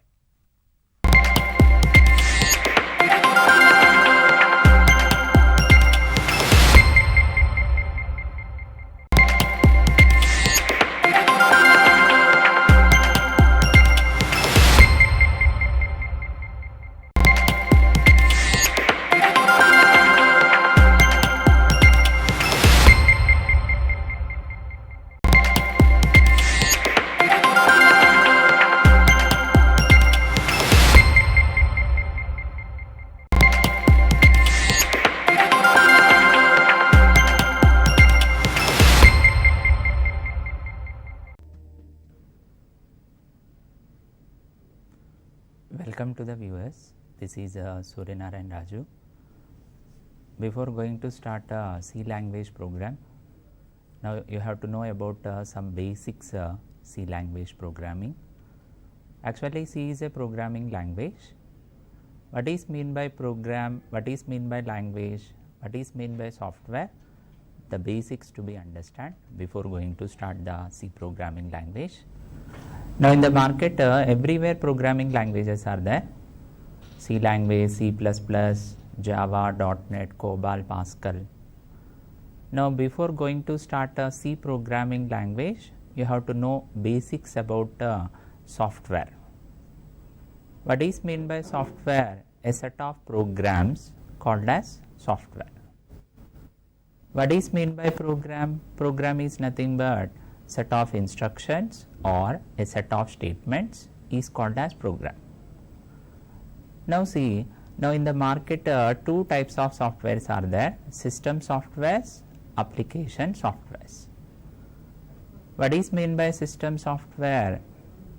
Which software understandable by the machine instructions, that software called as system software. What is meant by application software? Which software understandable by the user instructions, that software is called as application software. Now for the system software, operating systems. Now in the market many operating systems are there: DOS, Windows, Unix, Linux, Mac. These are called as system softwares. What is meant by application software? Which software understandable by the user instructions, that software is called as application software. Now in the market different types of application softwares. Like in the daily life you are using different type of applications like Google, Gmail, Facebook. Desktop applications also there like Notepad, MS Word, Paintbrush Picture. Now these all softwares are developed based on programming languages. These all softwares are developed based on programming languages. C is a programming language. Generally what is meant by language? Language is nothing but it's a communication. Communication between the people is called as language. But in the programming, language is nothing but communication between user and the machine instructions. The system does not understand the user language. System followed by binary instructions. If you want to communicate the binary instructions, you require some language. That language is called as programming language. What is the definition of programming language? It is one of the language to communicate machine language and user language. Now here different type of programming languages are there like C, C++, Java, .NET, COBOL, Pascal. Totally in the market 125 plus programming languages you have. But these all languages, which is the basic programming language? C is a basic programming language. C is a basic program to be understand. Now see, before going to start C language, I have to define some definitions. You see the definitions now. What is meant by software? What is the meaning of software now? It is a collection of programs. Software is nothing but it's a collection of programs. What are the software types you have? Software types. What are the types of softwares you have? First category of software, system software. What is meant by system software? Which is software understandable by the machine instructions. The machine does not understand your language, that's why it is called as system software. Which is software understandable by the machine instructions? That software is called as system software.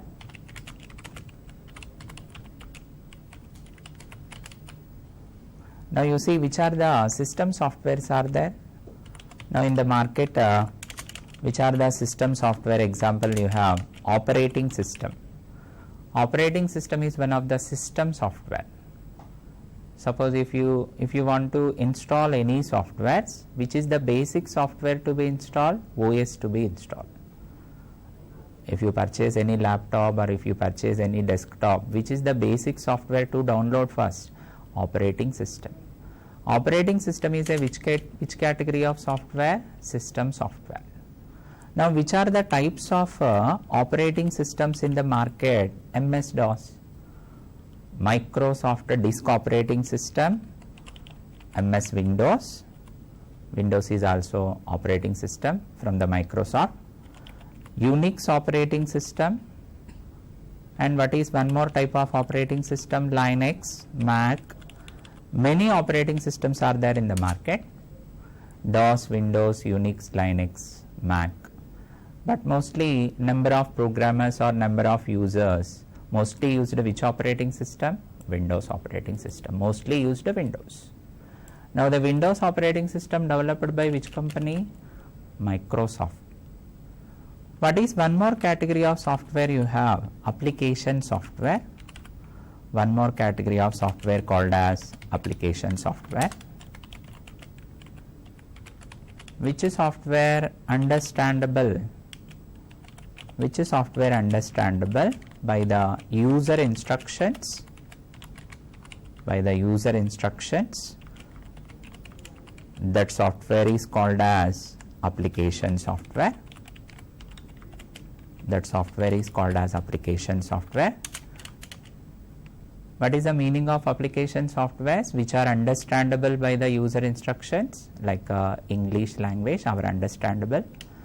Daily life, you are using different type of applications. Like if I open any machine, either laptop or desktop, you are opening with different type of apps. Notepad.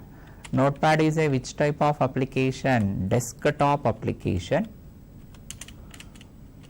What is meant by desktop application? Which application can be run only on single machine?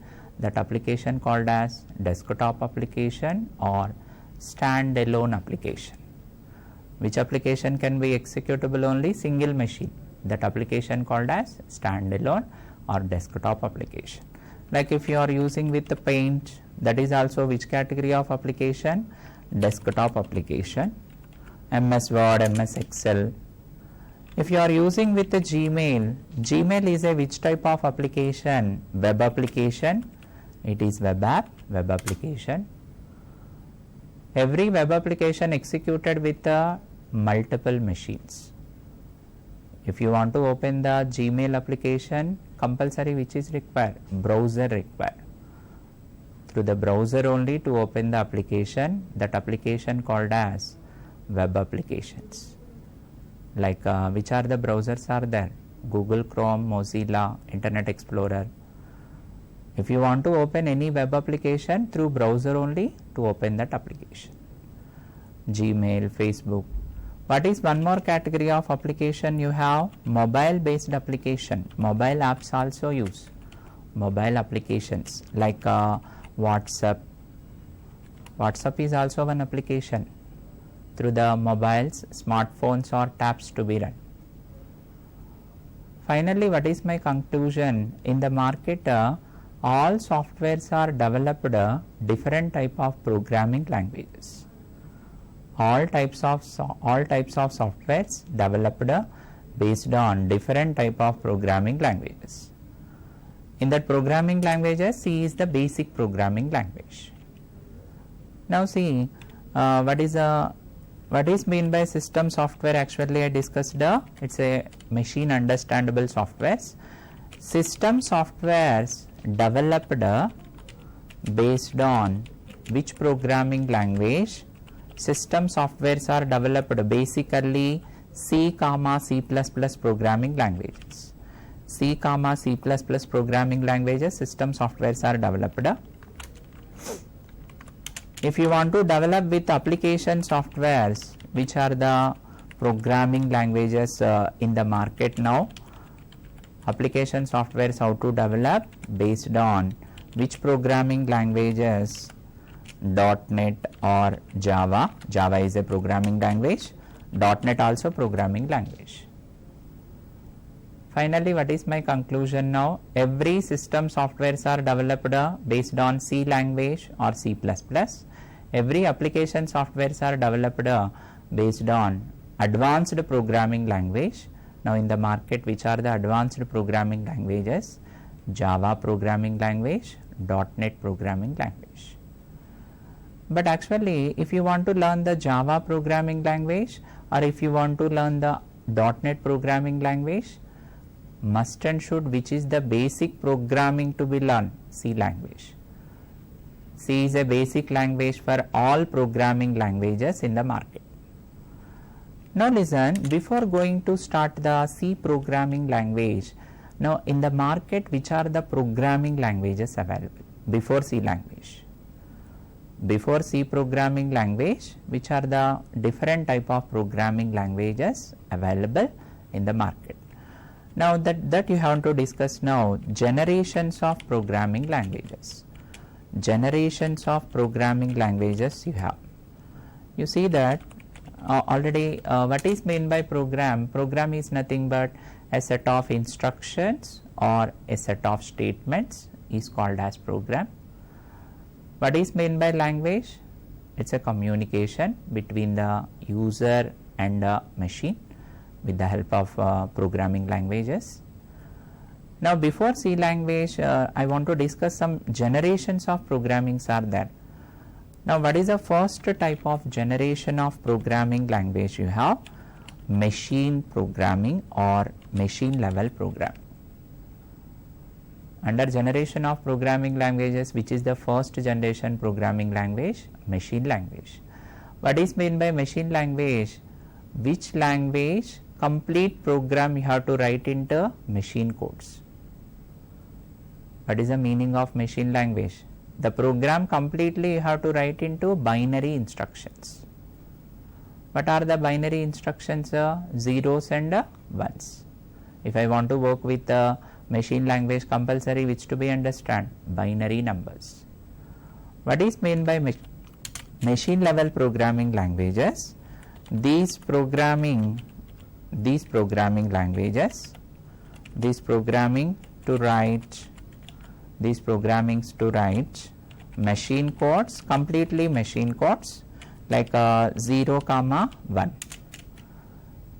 Now this programming language is completely machine understandable language. It is not a user understand, it's completely machine understandable language. It's completely machine understandable language, not for user understandable. And what is one more type of programming language you have? One more generation of programming you have? Mid-level programming language. What is meant by mid-level programming language? Now in this programming language, you can write the machine codes plus English language also. Machine plus English. Now this is also called as assembly language programming. It's called as assembly language programming. Like C. if you go for machine language program, if you work with machine language program, I want to add the two numbers 10 plus 5. I want to add the two numbers 10 plus 5. Actually 10 is our understandable number, 5 is our understandable number. But when you go for machine language, the 10 first to convert to the binary, then only you can run the program, you can write the program. What is the 10 binary number? 1010.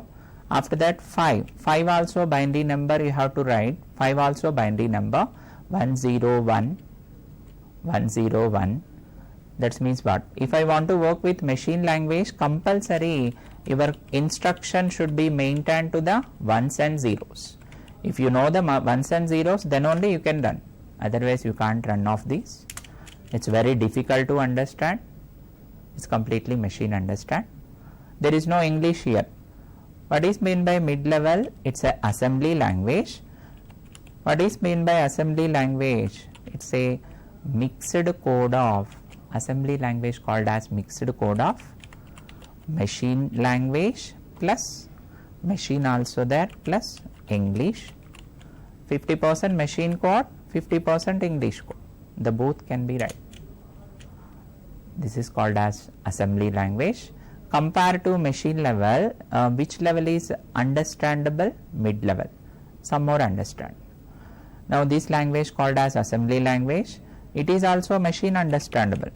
It is not complete user understand, it is not complete machine understand. It's a 50-50, 50% machine, 50% user. When you go for mid-level language, assembly language, if I want to add the 10 plus 5, if I want to add the 10 plus 5, add is a mnemonic word, you have, it's a English.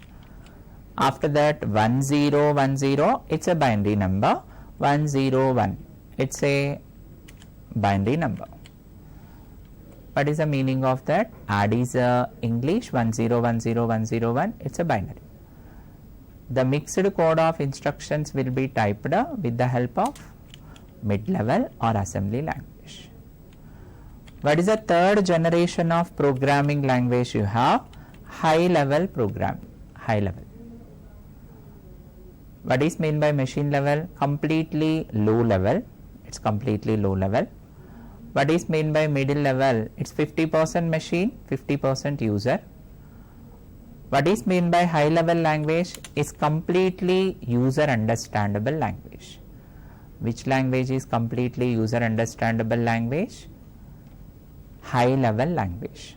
Now this language to write the code in English language. Directly you can write the code English language. Now it's a completely high level language. Which are the high level language? High level languages in the market. Currently you are learning C language. C is a high level language. C++ also high level language. Java also high level language. .NET also high level programming. Now in the market 125 plus programming languages are there. It's a high level languages. 125 plus programming languages. These all are high level languages. Finally, what is my conclusion? C is a high level programming language. Which are the generations of programming you have? First one is machine level, it's called as low level program. Second one is mid level, it's called as assembly language program. Third level or third generation called as high level program. The complete program you have to write into English. Now this is completely user understandable. This language completely user understandable. User followed that. This language understandable by the user code. Understandable by user code. By the user code that you can understand. Now see, these all generations of programming languages, which language to use the compilers? High level language. Under high level language you have to use one translator, it's called as compiler to be used. Compiler. What is meant by compiler? It's one of the translator. You can convert your program code into machine language again that is converted into our understandable language. What is the definition of compiler? You write the program in English, but that is converted to the machine language, again that is converted to the our understandable language. This work done by which processor? Compiler. Compiler can be done. These compilers are introduced only high level language. High level languages only introduced to the compiler. Now see which is mean by translator. Which is mean by translator? You have translator. Compiler is used to convert your complete program into machine language at once, but translator is nothing but you can convert to the machine language line by line or step by step. Line by line or step by step you want to use. Now you see what is the type of translators you have. You have the compiler also one type of translator, and interpreter also one type of translator. Compiler also one type of translator, interpreter also one type of translator. What is the difference of compiler and interpreter? Compiler, all lines of code at a time convert to the machine language. It's a program wise. But interpreter, it is converted to the machine language step by step. It is completely step by step convert to the machine language, but this is complete all lines at a time convert to the machine language. But anyway, both are called as what? Translators. You want to convert source code into machine code, again that is translated to our target code. This is the work of translators. Now in the market, which are the compiler based languages? C, C++, and COBOL, Pascal. These are the compiler based languages. Many languages you have compiler based. Which are the interpreter based languages? HTML, hypertext markup language, CSS, cascade style sheet, and JavaScript. JavaScript also interpreter based language. Now in the market, some languages are compiler based, some languages are interpreter based. Which are the compiler based languages? C language, C++, COBOL, Pascal, Ada. Which are the interpreter based languages? HTML, CSS, JavaScript. These are the interpreter based languages. Now you see, whenever you are working with a C programming language, you have to idea about some basic definitions, like what is mean by program. Before going to start the C program, what is mean by program? A set of instructions, is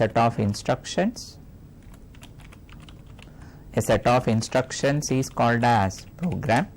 What type of instructions you can run? Input instructions, output instructions.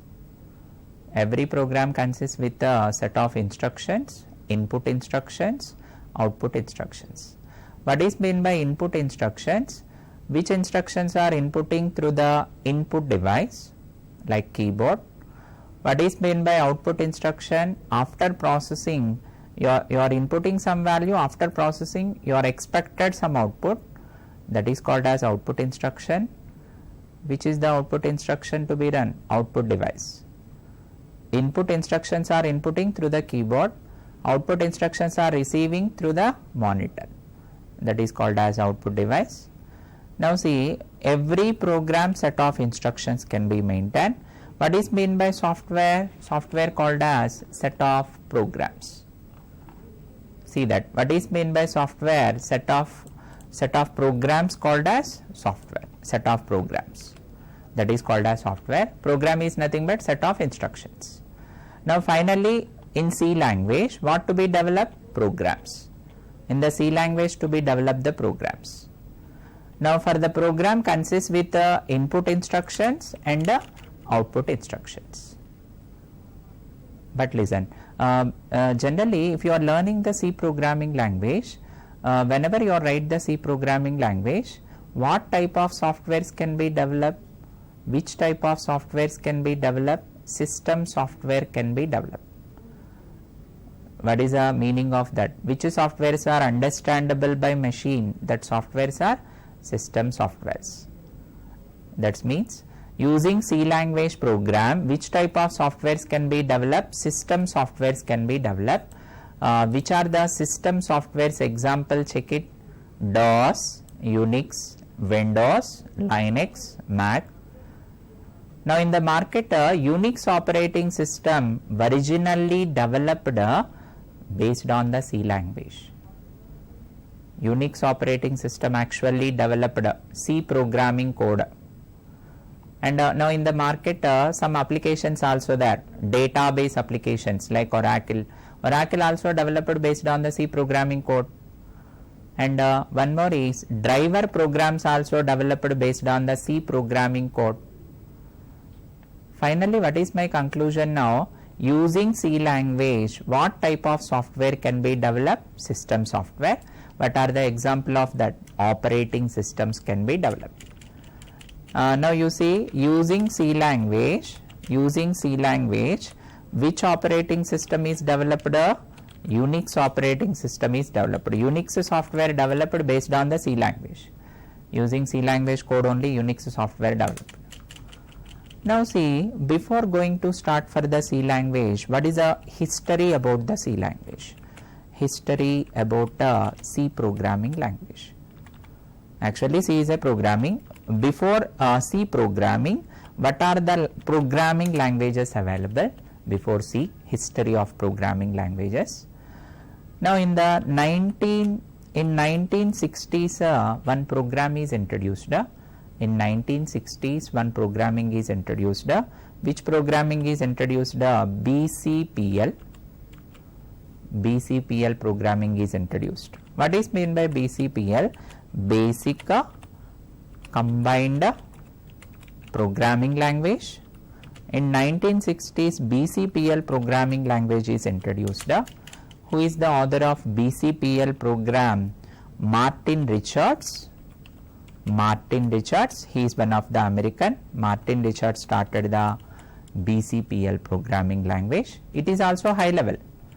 Martin Richards started the basic combined programming language, where it is developed in at AT&T company will be there. AT&T company, that is nothing but American Telegraph and Telecommunications, AT&T company. Then you see AT&T company, you have AT&T company, American Telegraph Telecommunications. At that AT&T company, Bell Laboratory is there in US. In US, Bell Laboratory, AT&T company, which is developed BCPL programming language developed. This programming developed by Martin Richards. He is the author of the BCPL language. And see that after 1960, one more language is also came in the market. One more language is also came in the market. That is on 1966. 1966, one more programming language is started. That programming is called as 1966 B programming. B language programming started. B language. Before that B language, which language is very famous language? BCPL, Basic Combined Programming Language. But that name is changed by B language. Some features are added. Some features are added to the BCPL, to the B language. Who is the author of that B language? Ken Thompson. Ken Thompson started the B programming language. Where it is started, again same, AT&T company, American Telegraph Telecommunications, AT&T company, and Bell Laboratory, AT&T company, Bell Laboratory. In US only started the B programming language. Now coming to the C language history, actually C language started in 1972, which is the year of C programming language introduced here. What is the name? 1972 started the C programming language. 1972, who is the author of C programming language? Dennis Rich. He is one of the American. Dennis Rich. Dennis Rich started the C programming language. In 1972, where it is started, again same, AT&T company, Bell Laboratories, C programming language is introduced. 1972, Dennis Rich, AT&T company, Bell Laboratory, C language program is introduced. C language program. Finally, what is my conclusion? C language before, which is the very famous language? BCPL language. C language before BCPL language is very famous. After BCPL, which languages came in the market now? B languages came in the market. After that B language, which languages came in the market? C language. Advanced of C, one more language is coming in the market after C. C++ programming language. After C, C++. After C++, which is the advanced programming of nowadays, Java programming language. Now these are the various different type of programming languages now in the market. The first, it is used BCPL programming languages used. After that B language programs are used. After that C language programs are used. C language advanced is C++ programming. C++ advanced is Java programming.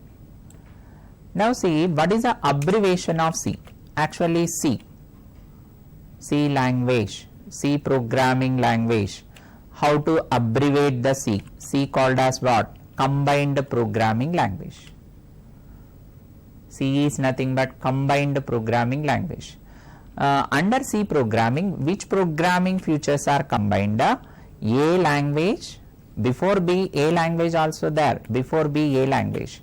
What is meant by A language? Assembly language programming, plus B language. What is meant by B language?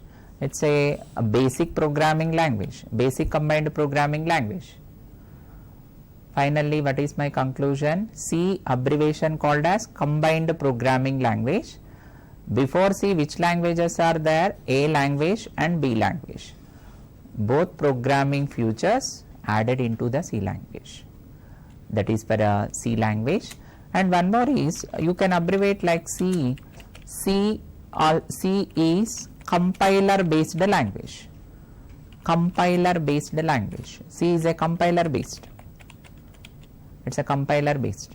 What is meant by compiler? Compiler called as, it's one type of translator, what I discussed. All programming lines convert to the machine language. Again, that is converted to the our understandable language. This work is done by which processor? Compiler. Compiler will be done. And you see that in the market, which are the famous compilers are there? Compiler examples are there. You see some compilers. Turbo C, TC compiler. TC called as Turbo C compiler, and TC++, Turbo C++, Turbo C++, it's also one compiler. ANSI C, it is also compiler. Div C, it is also compiler. Bornold C, it is also compiler. Different type of compilers introduced to different companies. These all are many compilers. Now these all compilers you can run with the C language programs. Suppose in your machine you want to work the C language program, which is the software to be installed? Compiler to be installed. All these compiler, any one to be installed, then only you can run the programs. Now see, while working of C programming language, you see that C programming language you have. Generally, if I want to understand English programming language, English is nothing but it's a communication between user and user. Suppose if I want to communicate machine with the help of C programming language. If any language you don't know that, how to learn further languages? Suppose you don't know the English, or if you don't know the Hindi, or if you don't know that other languages, how to learn for that languages? First you have to start with the alphabets. First you have to start for learning alphabets. Suppose if you want to learn the English, suppose English language, how to start for learning? You have to start with the, which is the English language character set. Which is the English language character set? A to Z. A to Z to be understand, alphabets. After learning of that, what to be understand? Once you are learning the English language basic character set, what is the next step to be follow? What to be understand? Making of words. Making of words. Whenever you learn the A to Z alphabets, then what is the next step to be move on? Words learning. What is meant by word? Word is nothing but a set of characters, a group of characters. It's called as words. Once you are learn the words, after learning of words, what is the next step to be move on? Sentence creations. Sentence creations. Whenever you perfect of words making, then you move on to the sentence learning. What is meant by sentence? A group of words is called as sentence. Every sentence terminated by dot. Every sentence terminated by dot. Whenever you are learn the sentences, what is the next to be move on? Whenever you learn the sentences creations, what is the finally to learn? Paragraph creations. Finally to learn paragraph. What is meant by paragraph? Paragraph called as what? A collection of sentences. What is meant by sentence? A collection of words. What is meant by word? A collection of characters. That means what? If you want to understand any language, first you have to know about some basic characters. If you want to understand for the English, this is called as character set. Once you are learn the character set perfectly, you have to go for words creation. What is meant by word? A set of characters. It's called as word. Whenever you perfect the words, then what to be learn? Sentence. What is meant by sentence? A set of words or a group of words. But every sentence terminated by full stop. Whenever you perfect in the sentences creation also, you can write the paragraphs. Your own, you can write the paragraph. You can make a story also. A set of sentences called as paragraph. Similar way, coming to the C programming language, C also you can learn different steps are there. Whenever you want to learn for English, these are the steps to be followed. Similarly, if you want to understand C programming language, you have to go for some steps. But what is the difference of C language and English language? C is also language, English also language. But what is the difference of C and English? English is nothing but user to user communication, people to people communication. But C language is communication between the user and the machine, machine understand. Not only C language, C++, Java, .NET, you want to communicate the machine, because machine does not understand your language, to communicate that with the help of programming languages. English is language to communicate the people, C is the language to communicate the machine, programming language. If you want to understand the C language program, you have the steps. You have the steps. What is the step number 1? When you go for English language, what to be understand? Just alphabets, A to Z. In English language, how many alphabets? 26, A to Z to be understand. But when you go for C programming language, A to Z, after that capital A to Z, you want to work with the capital letters also here. Capital letter to be start, capital letters, and small a to z, after that capital A to Z, and one more is 0 to 9 digits, and one more is symbols, some symbols like special symbols you have. In the keyboard you have some different type of symbols, special symbols. That means what? If you want to understand the C programming language, These are the characters to be followed for the C programming language. Lowercase letters A to Z, uppercase letters capital A to Z, 0 to 9 digits and symbols. This is completely called as what? C language ASCII characters. It's called as, the name is ASCII characters name. What is meant by ASCII? American Standard Code Information Interchange. American Standard Code Information Interchange. It's completely ASCII values. In English language only for alphabets, but for the C language totally small letters, capital letters, digits and symbols. How many ASCII values in the C language? 256 characters. 256 characters. I mean small a to z 30, small a to z and capital A to Z and 0 to 9 and remaining symbol all are. This is completely 256 characters. These character set called as ASCII character set. That should be understood. What is meant by ASCII characters here actually?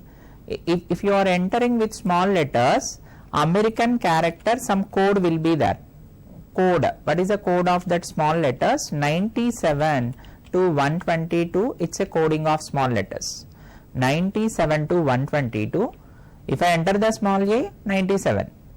If I enter the small z, 122. Whenever you are enter the capital letters, which is the code 65 to 90. That means uppercase ASCII values are 65 to 90. Lowercase ASCII values are 97 to 122. 0 to 9 also ASCII values 48 to 57. Remaining all are the symbols, totally 256. This is the basic character set of C language. Now this character set not only for C language, if you learn for the Java, C++, .NET, COBOL, every programming this character set to be followed. 256 characters, this is compulsory to follow American Standard Code Information Interchange. Once you are learning of this ASCII characters, what is the next step to be move on? Keywords, keywords learning. What is mean by keywords? Which words are already defined by C language author? C language author defined some meanings. Those meanings are called as keywords. How many keywords defined by C language author? 32 words. It's a predefined. It's a predefined like INT, integer, CHAR, character. Some meanings already defined. Done is which already defined. Some meanings. Those words are called as keywords or reserved words. Once you have learned the keywords or reserved words, what to be next to be move on? Variables. Keywords are nothing but author defined, variables are nothing but user defined. These are the user defined words. Keywords are author defined words, but variables are user defined words. If I want to store any value, if I want to manipulate any value, variables to be used, our own defined. What is one more to be understand? Constants. I mean which value you want to fix the value, you don't want to change. It's a constants. Suppose if I want to calculate the pi area of the circle, pi r square. What is the pi value? 3.14. It's fixed value. I don't want to change of that value. That type of values can be enter constants. That is called as constants. Whenever you understand these keywords making, variables making, constants making, what is the next step to be follow? Statements. Statements to be follow. Statements creation. What is meant by statements? A set of keywords, a set of variables, or a set of constants. You want to define as one line. The line is called as statement. A set of words or a set of variables or a set of constants, you make a line. The line called as statement. Every C language statement terminate with a semicolon symbol. Every C language statement, every line ends with semicolon. In English language means every sentence ended by full stop, but C language means every statement ended with a semicolon. semicolon to be used. Finally, what to be developed once you learn of these programs to be developed. Finally, to develop the programs. What is meant by program? A set of statements. A set of statements is called as program. A set of statements is called as program. Now you see, this is the way of learning. Whenever you want to learn the C programming language, these are the steps are involved. First you have to start for learning ASCII characters, which are the characters used in C language. After that, to learn the keywords, which words are already defined, other defined, which are the variables, our defined words which can store the values. Constants, constants means which are the fixed values, you don't want to change of that values. Once you are learning of these all things, then go for moving on statements. How to make a statement, a set of keywords, variables, constants, you make a line, the line called as statement. Every statement ended by semicolon. What is meant by program? A set of statements. Finally, that is for a way of learning C programming language. Finally, what is my discussion about that this C programming language? Whenever you learn the C programming language, what type of softwares can be developed? System softwares can be developed. Now in the market, which are the system softwares are there? Unix operating system, Linux, DOS, Windows. Unix operating system basically developed from C programming language. Application software means our understandable softwares. Those are developed based on the Java, .NET and advanced programming languages. But C is used only to develop the system applications, console applications. Get it or not? That is for system application software to be developed. Okay. Then tomorrow class I can continue the basics of C language structure. Structure I continue. The tomorrow session I will continue.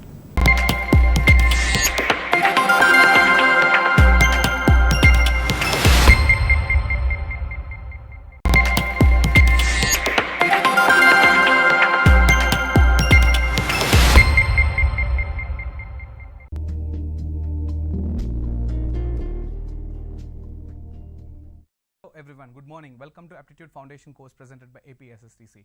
So today we are going to discuss analogy. What does mean by analogy and how it works? So first, in order to get into the problems, we understand what is the methodology under this. All right, let's start. So when it comes to analogy,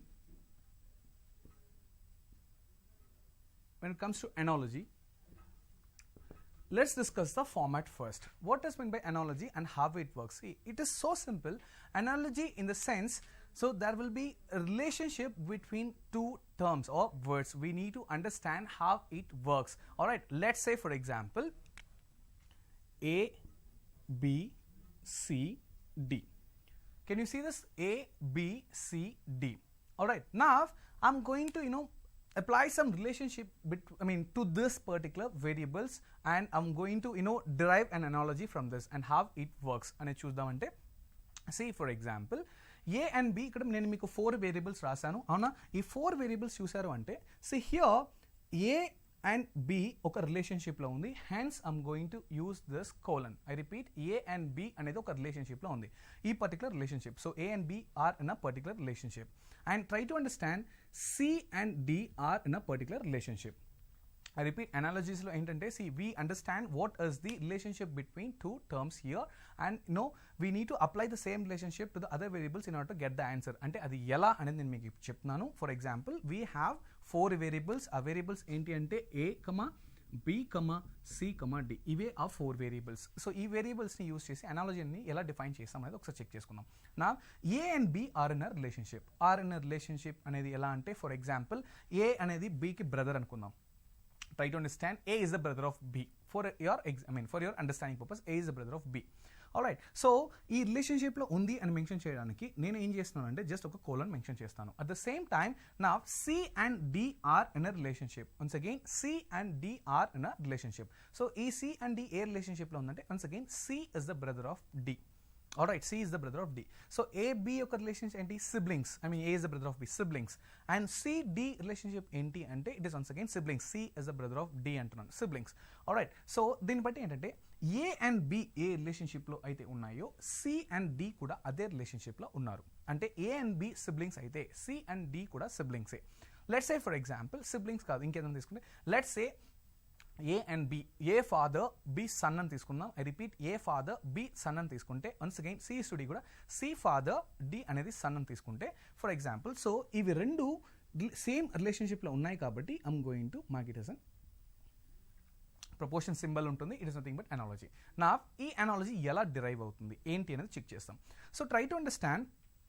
మీకు ఎగ్జామ్స్లో మీ క్వశ్చన్స్లో మీరు చూసినట్లయితే they'll not give you the fourth term, they'll not give you this D.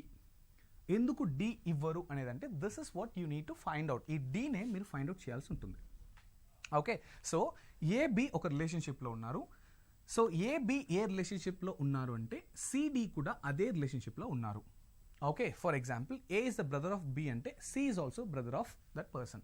Alright, నా దీంట్లో మీరు understand చేసుకోవాల్సింది ఏంటంటే రిమెంబర్ ఏకి సికి ఎటువంటి రిలేషన్షిప్ ఉండదు. ఏకి సికి ఎటువంటి రిలేషన్షిప్ ఉండదు. Alright, and A at any cost C కి relate అవ్వడు.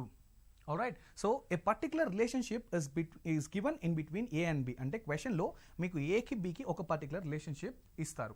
At the same time so A is to B proportion C is to question mark అనేది మీకు క్వశ్చన్ అయితే ఏ అండ్ బికి ఒక రిలేషన్షిప్ డెఫినెట్గా ఉంటారు అని చెప్పాను కదా ఆల్రెడీ. సో ఇలా కోలన్ మెన్షన్ చేశాను అంటేనే వీళ్ళిద్దరు ఒక రిలేషన్షిప్లో ఉన్నారు అని చెప్పి ఒక రిలేషన్షిప్ వాళ్ళే ఇస్తారు.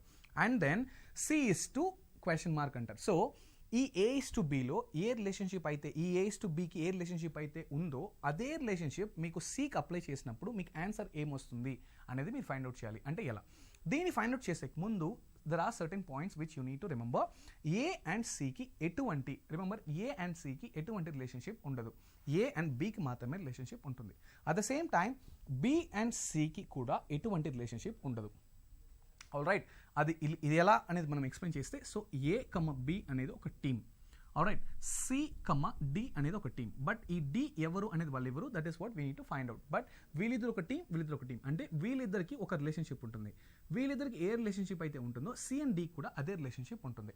సో ఒక పర్టికులర్ రిలేషన్షిప్ వాళ్ళే ఇస్తారు. ఆ రిలేషన్షిప్ని యూటిలైజ్ చేసి అప్లై చేసి we need to find out the answer. నా at the same time remember for example ఇక్కడ డి ఉంది అంటే కూడా ఇక్కడ క్వశ్చన్ ఫార్మాట్ పక్కన పెడితే ఫస్ట్ ఫార్మాట్ చూద్దాం. ఇక్కడ డి అనేది కూడా ఉంది అంటే రిమెంబర్ ఏ డికి కూడా ఎటువంటి రిలేషన్షిప్ ఉండాల్సిన అవసరం లేదు, ఉండదు కూడా. ఏ డికి ఎటువంటి రిలేషన్షిప్ ఉండదు. అండ్ దెన్ బి డికి కూడా ఎటువంటి రిలేషన్షిప్ ఉండదు. సో అనాలజీలో A B C D. So A and B ఒక సెట్, సి అండ్ డి అనేది ఒక సెట్. ఏ అండ్ బికి ఒక రిలేషన్షిప్ ఉంటుంది. సి అండ్ డికి ఏ అండ్ బికి ఏ రిలేషన్షిప్ అయితే ఉంటుందో సి అండ్ డికి కూడా అదే రిలేషన్షిప్ ఉంటుంది. బట్ ఏకి సికి ఎటువంటి రిలేషన్షిప్ ఉండదు. At the same time A and డికి ఎటువంటి రిలేషన్షిప్ ఉండదు. బి అండ్ సికి ఎటువంటి రిలేషన్షిప్ ఉండదు. బి అండ్ డికి కూడా ఎటువంటి రిలేషన్షిప్ ఉండదు. సో ఇది మనం టీమ్గా కన్సిడర్ చేస్తే ఏ అండ్ బి ఒక టీమ్ ఇక్కడ, సి అండ్ డి ఒక టీమ్ ఇక్కడ. ఆల్రైట్, మరి మీరు ఏంటి ఫైండ్ అవుట్ చేయాలి అంటే సో సింపుల్. ఈ పర్టికులర్ క్వశ్చన్ ఎలా ఇస్తారంటే ఏ ఇస్ టు బి అనేది ఇస్తారు. So A is to B అనేది 2 టర్మ్స్ ఇస్తారు. ఆల్రైట్, ఈ 2 టర్మ్స్ చూడగానే మీరు first thing answer find out చేయాల్సిన అవసరం లేదు. ఫస్ట్ థింగ్ ఇక్కడ డి ఏంటి అనేది మీరు ఫైండ్ అవుట్ చేసే ముందు అంటే A is to B proportion C is to D అంటే దీన్ని మీరు అర్థం చేసుకోవాల్సింది అంటే ఏ అండ్ బి ఎటువంటి రిలేషన్స్లో ఉన్నారో C and the next term కూడా అదే రిలేషన్షిప్లో ఉన్నారు. సో క్వశ్చన్ చూడగానే మీరు ఫైండ్ అవుట్ చేయాల్సింది ఏంటంటే ఈ రిలేషన్షిప్ ఏంటి అనేది మీరు ఫైండ్ అవుట్ చేయాలి. ఇది మీరు ఎలా ఫైండ్ అవుట్ చేస్తారు అంటే సో మీ ఒకాబులరీ మీకు దీంట్లో హెల్ప్ చేస్తున్నాయి. గైస్ ట్రై టు అండర్స్టాండ్ అనాలజీస్లో మీకు నెంబర్ అనాలజీ ఉంది, రిమెంబర్ నెంబర్ అనాలజీ ఉంది, వర్డ్ అనాలజీ ఉంది, కోడింగ్ అండ్ డీకోడింగ్ అనాలజీ ఉంది. సో అనాలజీ అనేది ఓన్లీ ఒకాబులరీకి మాత్రమే యూస్ చేస్తారని కాదు, అనాలజీ అనేది నంబర్స్కి కూడా యూస్ చేస్తారు. So it depends. Alright, so we have 3 types of analogies. First type, questions based on vocabulary, English terminology, words and words probably, and then questions based on numbers and questions based on coding and decoding. Alright, now so A and B కు ఒక relationship, ఈ relationship ని ఏంటి అనేది మనమే find out చేయాల్సి ఉంటుంది, వాళ్ళు ఇవ్వరు. ఆల్రైట్, ఈ రిలేషన్షిప్ ఫైండ్ అవుట్ చేసిన తర్వాత ఇదే రిలేషన్షిప్ ని మనం ఇక్కడ సీక్ అప్లై చేస్తాం. సో సీక్ అప్లై చేసినప్పుడు application relationship application. Relationship application. So ఇది అప్లై చేసినప్పుడు ఏమవుతుందిరా అంటే మనకి ఈ ఫైనల్ ఆన్సర్ ఆటోమేటిక్గా డెరైవ్ అవుతుంది. బట్ ఛాలెంజెస్ ఏంటి అనాలజీలో అనేది మీరు చూసుకోవాలి గైస్. నేను మీకు ఫస్ట్ నుండే చెప్తున్నాను, when it comes to aptitude questions ఎప్పుడు హార్డ్గా ఉండదు. ఆల్రైట్, క్వశ్చన్స్ అనేది ఒక స్టాండర్డ్ ఒక స్టాండర్డ్స్ని ఫాలో అవుతూ ఉంటుంది. ఓకే, ఒక స్టాండర్డ్ ఫార్మాట్, ఒక స్టాండర్డ్స్ని ఫాలో అవుతూ ఉంటుంది. సో క్వశ్చన్ ఈజీ లేదు క్వశ్చన్ హార్డ్ అనేది ఎప్పుడు డిఫరెన్షియేట్ చేస్తారు అంటే it's all about your answers. Okay, options, మీ ఆప్షన్సే మీ క్వశ్చన్ ఈజీగాను టఫ్గాను చేస్తుంది. ఆల్రైట్, సో ఫర్ ఎగ్జాంపుల్ ఎలా అనేది మీరు చూసినట్లయితే, సో దీనికి మీకు ఒక ఎగ్జాంపుల్ చెప్తాను, క్వశ్చన్స్ ఎలా టఫ్ చేస్తుంది అనేది. మీరు ఒక క్వశ్చన్ హార్డా ఈజీనా అనేది ఎలా డిఫరెన్షియేట్ చేస్తారు అంటే ఆప్షన్స్ని బేస్ చేసుకొని. Let's say for example we have a calculation. ఆ క్యాల్కులేషన్ ఎలా ఉంది అంటే 4905. ఇది నేను మీకు ఆల్రెడీ ఫస్ట్ క్లాస్లో ఎక్స్ప్లెయిన్ చేస్తున్నాను యాప్టిట్యూడ్ ఇంట్రడక్షన్లో, but I'm just repeating for your understanding thing. 4905 అనే నెంబర్ ఉంది అండ్ దీన్ని 698 అనే నెంబర్ డివైడ్ చేయాలి. ఐ రిపీట్, 4905 అనే ఒక నెంబర్ని 698 డివైడ్ చేస్తే, సో ఇదే మీ క్యాల్కులేషన్ యొక్క ఫైనల్ సొల్యూషన్ పార్ట్. దీన్ని డివైడ్ చేసినట్లయితే విల్ గెట్ ద ఆన్సర్. నా ఈ సేమ్ క్యాల్కులేషన్ని ఎలా ఈజీగా చేయాలి, ఎలా హార్డ్గా చేయాలి అనేది ఆప్షన్స్ డిఫైన్ చేస్తుంది. Let's see how it works.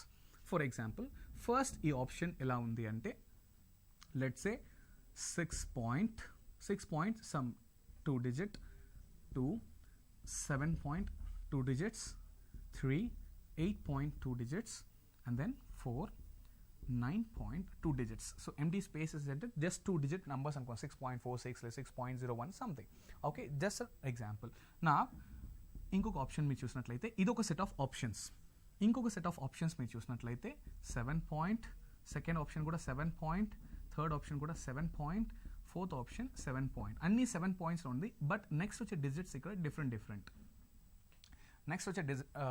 Digits ఇక్కడ డిఫరెంట్ అంటే ఏంటి ఎలా అని చెప్పి. సో ఈ క్వశ్చన్ ఒక్కసారి మీరు అబ్జర్వ్ చేయండి.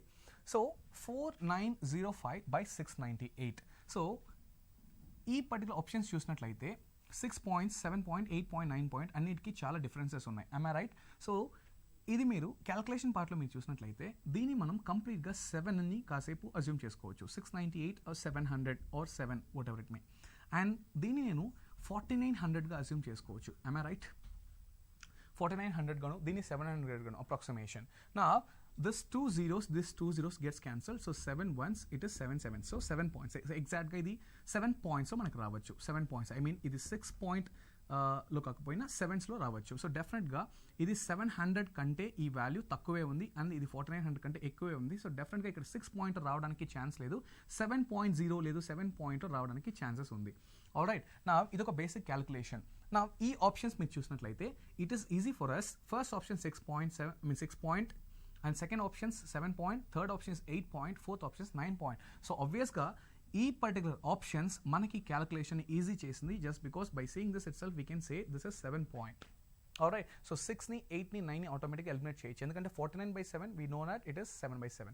ఆల్రైట్, నా ఇదే మీరు సెకండ్ సెట్ ఆఫ్ ఆప్షన్స్ మీరు చూసుకున్నట్లయితే అన్ని 7 pointsలోనే ఉంది. సో అన్ని 7 pointsలోనే ఉండేటప్పుడు ఫర్ ఎగ్జాంపుల్ ఇక్కడ మనం అప్రాక్సిమేషన్ వాల్యూ మనం చేయలేం. Alright, in such case we need to do the division. In the sense 4905 divided by 698 మీరు ఎగ్జాక్ట్గా డివిజన్ చేసి ఫైనల్గా వచ్చే కోషియంట్ని మాత్రమే మీరు చూస్ చేసుకోగలుగుతారు. ఐ మీన్ అది 7.0709 1 ఉండొచ్చు, లేదు 7.02 ఉండొచ్చు, 7.03 ఉండొచ్చు, 7.04 ఉండొచ్చు. I hope you understand this. So ఈ మీ క్యాల్కులేషన్స్ని మీ ఆప్షన్స్ మాత్రమే హార్డ్ చేయగలుగుతుంది. సో యాప్టిట్యూడ్లో ఎటువంటి క్వశ్చన్ అయినా మీ ఆప్షన్స్ని బేస్ చేసుకునే మీ యొక్క టైమింగ్ అనేది ఆధారపడి ఉంటుంది. So I suggest you to go to the options first. Understand what is option A, options B, option C and option D. Please don't ignore. ఎంతసేపు మీరు క్వశ్చన్తో స్ట్రగుల్ అవుతుంటే మీ ఆప్షన్స్ 90% ఆఫ్ ద క్వశ్చన్స్ మీరు ఆప్షన్ని చూసే elimination మెథడ్లో మీరు answer చేయొచ్చు. am I right? So in such case ఇది మీరు చూసారు కదా, ఇది ఎందుకు ఎగ్జాంపుల్ చెప్పాలంటే the same applies to analogy here.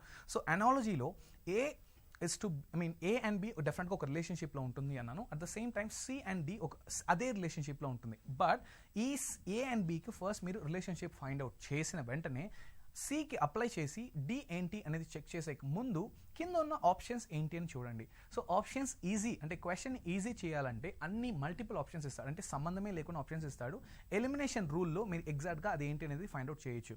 ఒకవేళ క్వశ్చన్ని హార్డ్గా అడగాలి అనుకుంటే 4 ఆప్షన్స్ ఆల్మోస్ట్ సిమిలర్గా ఉంటుంది, అంటే ఒక ఆన్సర్ 100% కరెక్ట్, ఇంకొక ఆన్సర్ 90% సిమిలర్గా ఉంటుంది, ఇంకొక ఆప్షన్ 80% సిమిలర్గాను, ఇంకొక ఆప్షన్ సిమిలర్ 50 or 60% సిమిలర్గాను ఉంటుంది. So that time you take at that particular time you'll be confused అంటే నేను ఆప్షన్ ఏది షూట్ చేసుకోవాలి. So in such case so దీంట్లో మీరు వర్డ్స్ అనేది ఒకాబులరీ ఆన్ డైలీ బేసిస్ మీకు ఇంగ్లీష్ కమ్యూనికేషన్ మీ యాప్టిట్యూడ్ ఎంత ముఖ్యమో మీ కమ్యూనికేషన్ స్కిల్స్ ఇంప్రూవ్మెంట్ కూడా అంతే ముఖ్యం. సో ఇన్ సచ్ కేస్ ఇలాంటి టాపిక్స్ మీరు రీజనింగ్లో వర్బల్ రీజనింగ్ సాల్వ్ చేసేటప్పుడు you have to be more cautious. Okay, more cautious and try to learn as much as vocabulary you can. It really helps you to crack the examination.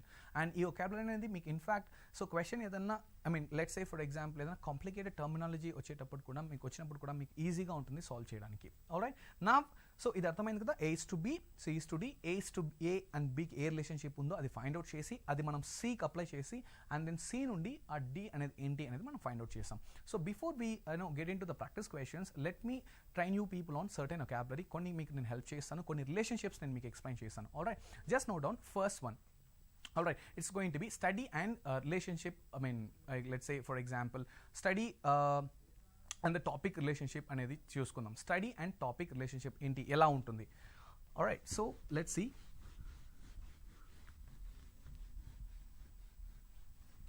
దీంట్లో so నేను మీకు చెప్పినట్లు ఈ A, B, C, ఈ D అనే term fourth టర్మ్ని మీరు find out చేయాలి.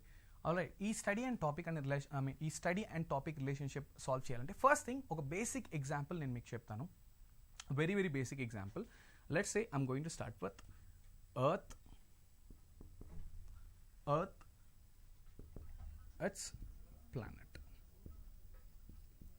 Earth planet and moon question mark. So it's a very basic example. I repeat this: earth, planet, moon question mark. ఇదే మీ అనాలజీ క్వశ్చన్. సో దీంట్లో నేను options మీకు ఇవ్వట్లేదు, first question కాబట్టి. So I want you people to guess. It is so simple. So earth, moon earth, planet, moon question mark కదా. దీన్ని మీరు solve చేసే ముందు first try to understand what is the relationship between this earth and planet. So మన solar సిస్టంలో try to understand మన solar సిస్టంలో earth ఏంటి, earth is a planet. I'm I right? So Venus, March, earth, Jupiter, Uranus all ఇవన్నీ ఏంటంటే it's a planet. So ఇక్కడ ఒక solar సిస్టంలో ఎర్త్ యొక్క నేమ్ ఏంటి, దాని యొక్క పర్టికులర్ స్పెసిఫికేషన్ ఏంటి అంటే ఇట్స్ అ ప్లానెట్. మరి సన్ అనేది ఏంటి అంటే it's a star. Remember, sun is not a planet, sun is a star. So it's a very basic thing. And మరి మూన్ ఏమవుతుంది అంటే మూన్ ఇస్, సో ఎర్త్ అనేది మన సోలార్ సిస్టంలో ప్లానెట్ అయితే మూన్ అనేది ఏమవుతుంది, satellite. Alright, so moon is it's a satellite. It's a natural satellite. It's not an artificial satellite. It's satellite. So sun, earth అనేది planet అయితే moon అనేది satellite అవుతుంది. So this is the example of analogy. Okay, so ఇలాంటి analogy క్వశ్చన్స్ని మీరు solve చేయాలంటే మీరు చాలా బుక్స్ చదవాల్సి ఉంటుంది, చాలా vocabulary నేర్చుకోవాల్సి ఉంటుంది. వాటిల్లో కొన్ని రిలేషన్షిప్స్ మాత్రం నేను మీకు ఇప్పుడు ఎక్స్ప్లెయిన్ చేస్తాను. ఆ కొన్ని రిలేషన్షిప్స్ ఏంటి అనేది చూద్దాం. In the sense I'm going to explain A and B మాత్రం నేను మీకు చెప్తాను. సి అండ్ డికి నేను వెళ్ళట్లేదు. సి అండ్ డి అంటే క్వశ్చన్స్లోకి వచ్చేస్తుంది. ఏ అండ్ బి అంటే లెట్స్ సే 2 టర్మ్స్ ఇస్తే వాటి మధ్యలో రిలేషన్షిప్స్ ఎలా ఉంటుంది, ఆ రిలేషన్షిప్స్ని ఎలా ఫైండ్ అవుట్ చేయాలి అనేది నేను ముందే మీకు ఇస్తున్నాను. అంటే ఇవి ఏంటి అంటే ప్రీవియస్ ఇయర్ క్వశ్చన్ పేపర్స్ నుంచి కామన్గా అడిగే రిలేషన్షిప్స్ని నేను మీకు ఎక్స్ట్రాక్ట్ చేసి అది వరకు ఈరోజు నేను చెప్తున్నాను.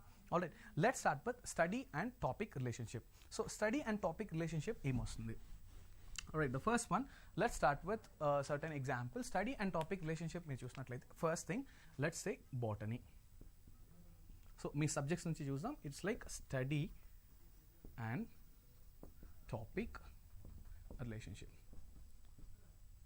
స్టడీ అండ్ టాపిక్ రిలేషన్షిప్ వీటిలో కామన్గా అడిగే క్వశ్చన్స్ కొన్ని ఇంపార్టెన్స్ మీకు చెప్తాను. So what is botany? So botany అంటే ఏంటి? So botany is nothing but the study of plants. Remember botany is nothing but the study of plants. So ఈ botany plants అని చెప్పి మీరు ఈ 2 కీవర్డ్స్ చూసినట్లయితే ఈ సి అండ్ డి ఏదన్నా ఉన్నాయి ఇక్కడ, ఈ సి అండ్ డి అనేది మీకు అనవసరం.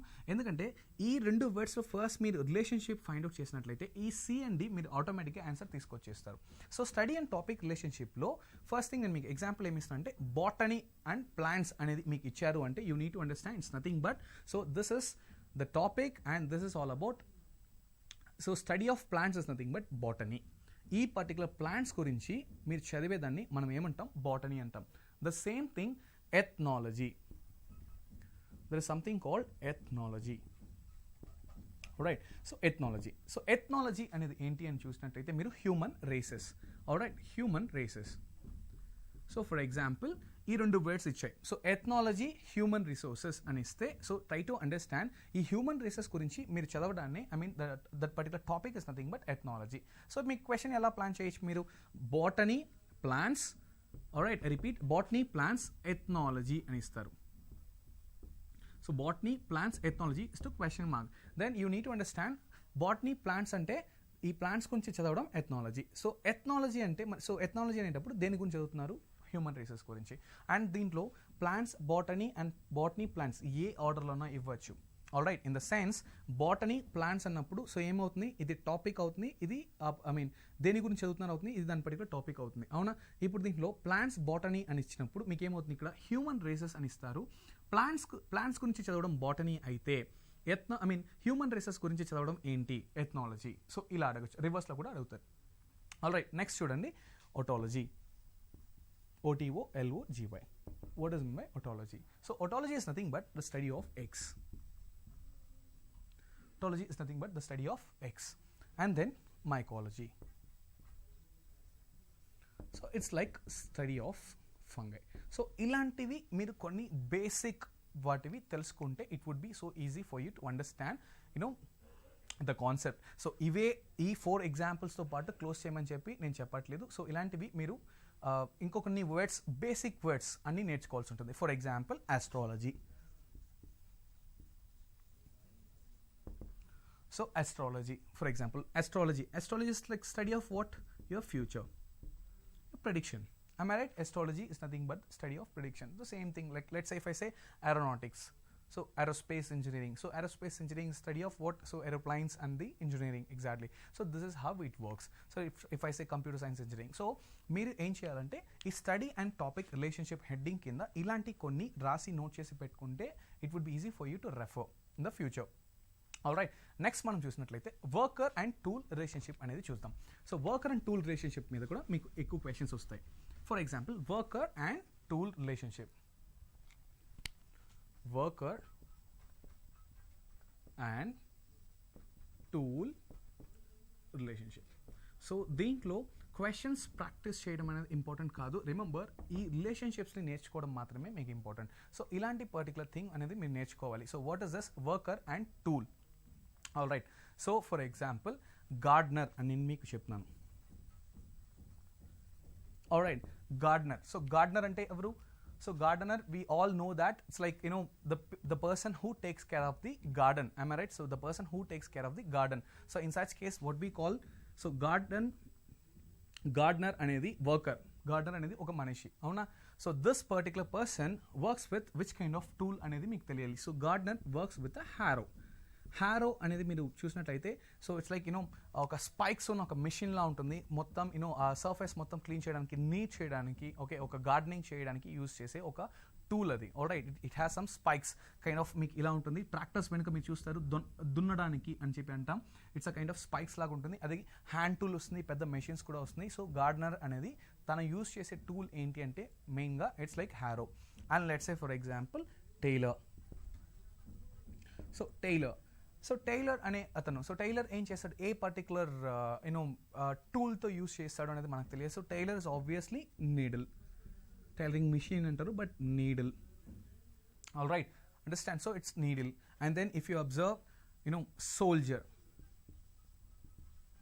సో సోల్జర్, సో ఒకసారి మీరు చూసినట్లయితే సోల్జర్ అనే అతను దేంట్లో మీరు ఏం యూజ్ చేస్తాడు, టూల్ ఏంటి? సో సోల్జర్ అనే అతను వర్కర్ అయినప్పుడు సో టూల్ ఏమవుతుంది అనేది మీరు చెక్ చేయాలి. సో టూల్ ఏమవుతుంది ఇక్కడ? ఆబ్వియస్లీ అయితే సోల్జర్ అనే అతను టూల్ ఏంటి, ఇక్కడ గన్ అని మీరు గుర్తుపెట్టుకున్నా ఓకే, లేదు అంటే ఫర్ ఎగ్జాంపుల్ వెపన్ అని నోట్ చేసుకున్నా మీకు ఓకే.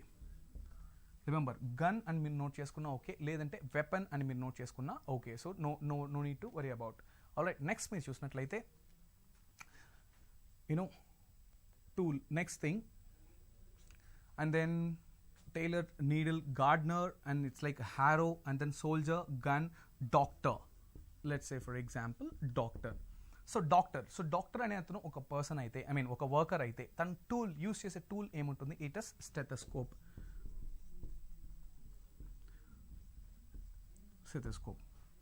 సో ఇలాంటి రిలేషన్షిప్ ఉన్న వర్డ్స్ అన్ని మీరు తీసి పెట్టుకోవాలి, ఐ మీన్ నోట్ చేసి పెట్టుకుంటే వర్కర్ అండ్ టూల్ అనే రిలేషన్షిప్ మీకు యూజ్ అవుతుంది.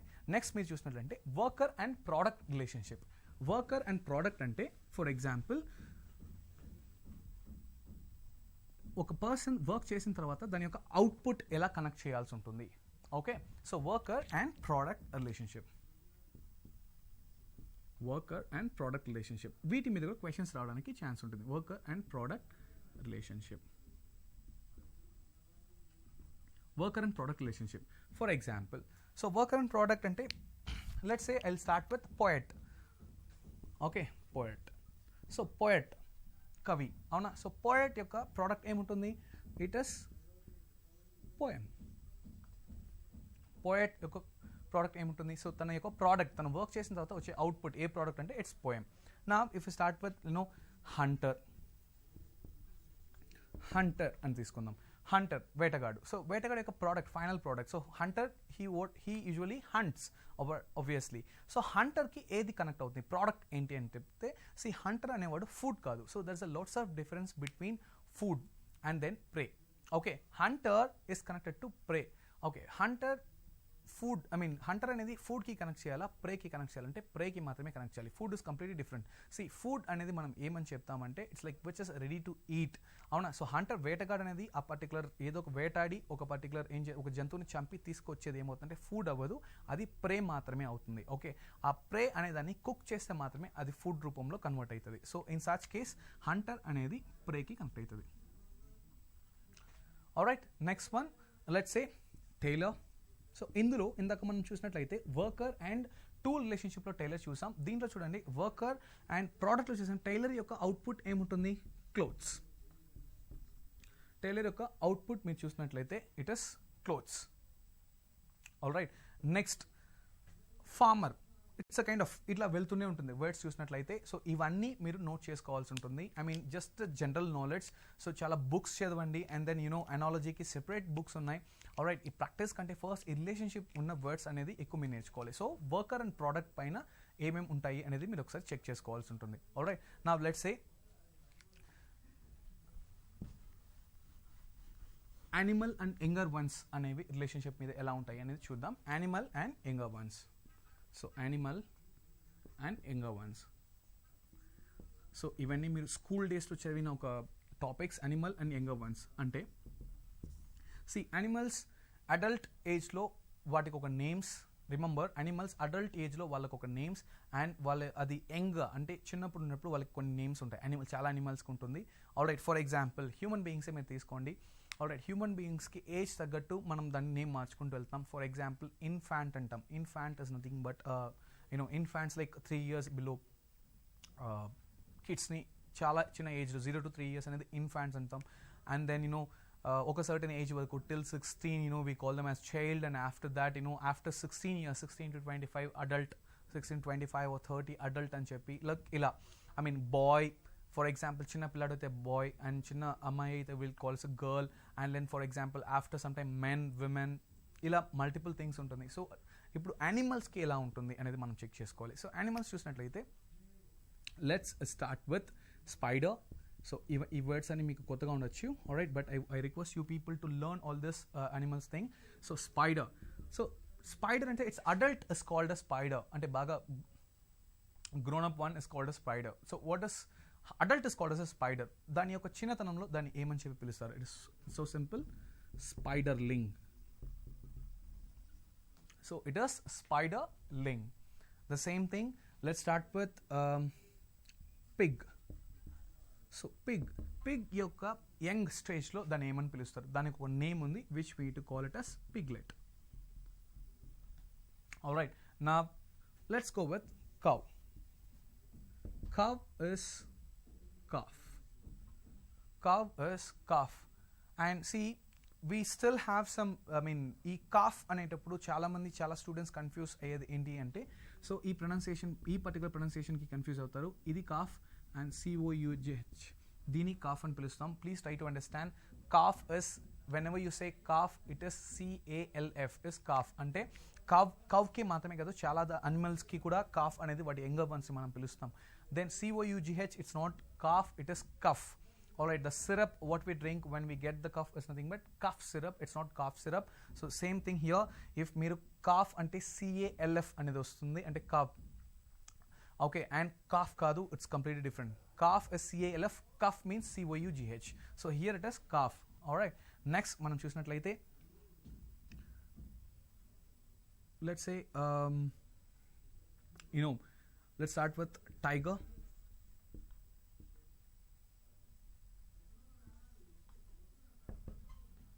So the younger one, so tiger is adult one, am I right? So how we call small, before we get into tiger, let's think about horse. So horse అనేది చాలా important, ఇది ఫ్రీక్వెంట్గా as క్వశ్చన్స్లో ఉంటుంది. So horse is nothing but పోనీ.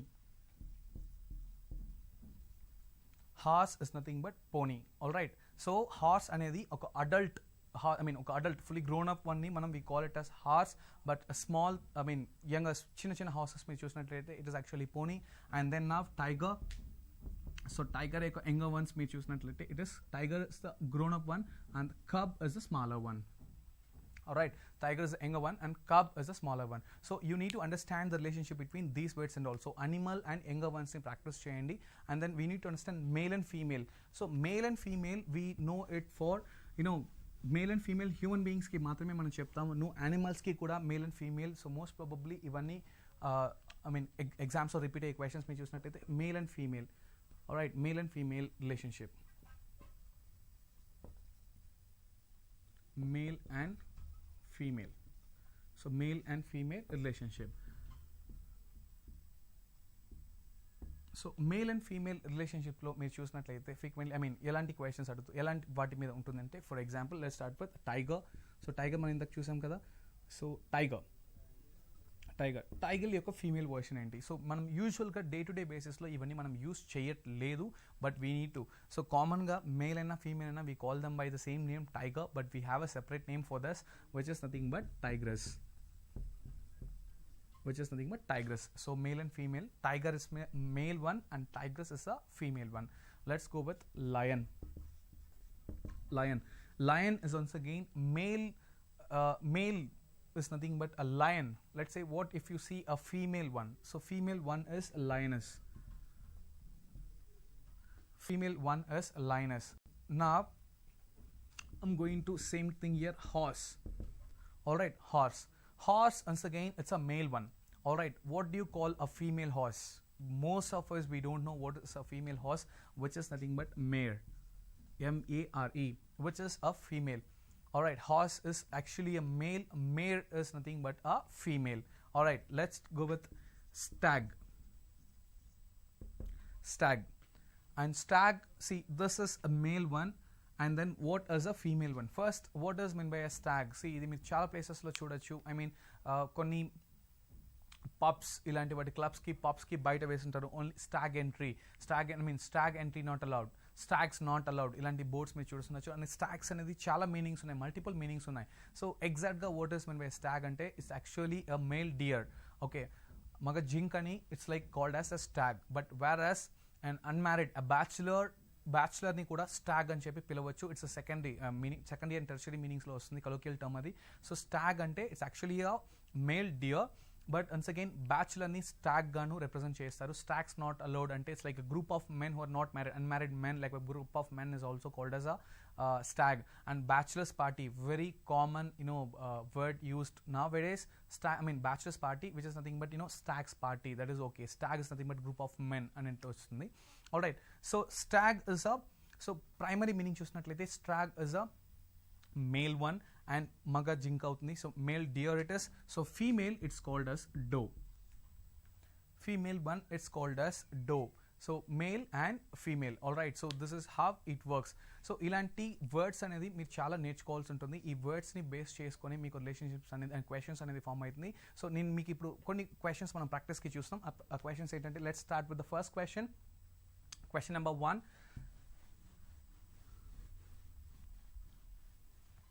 Question number 1, let's start with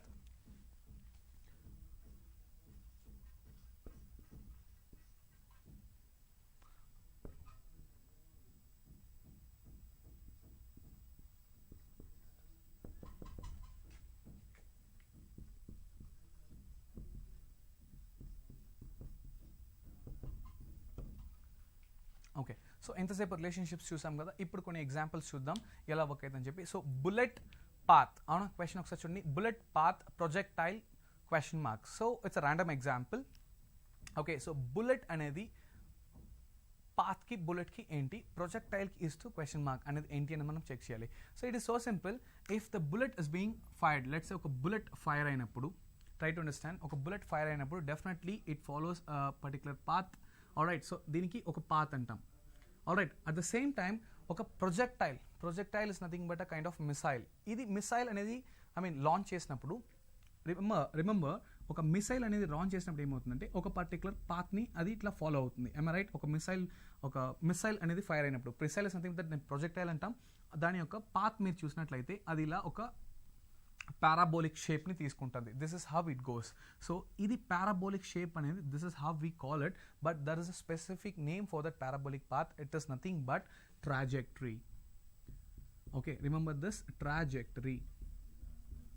Projectile hyphen, it is trajectory in the sense, okay, a parabolic path ne manam trajectory అని తీసుకుంటాం. Remember this. Now next question.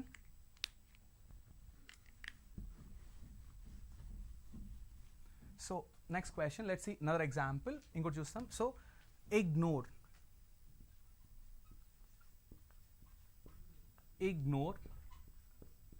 notice. So a example చూడండి. Ignore notice. Okay, ignore and then notice. Next, cordial.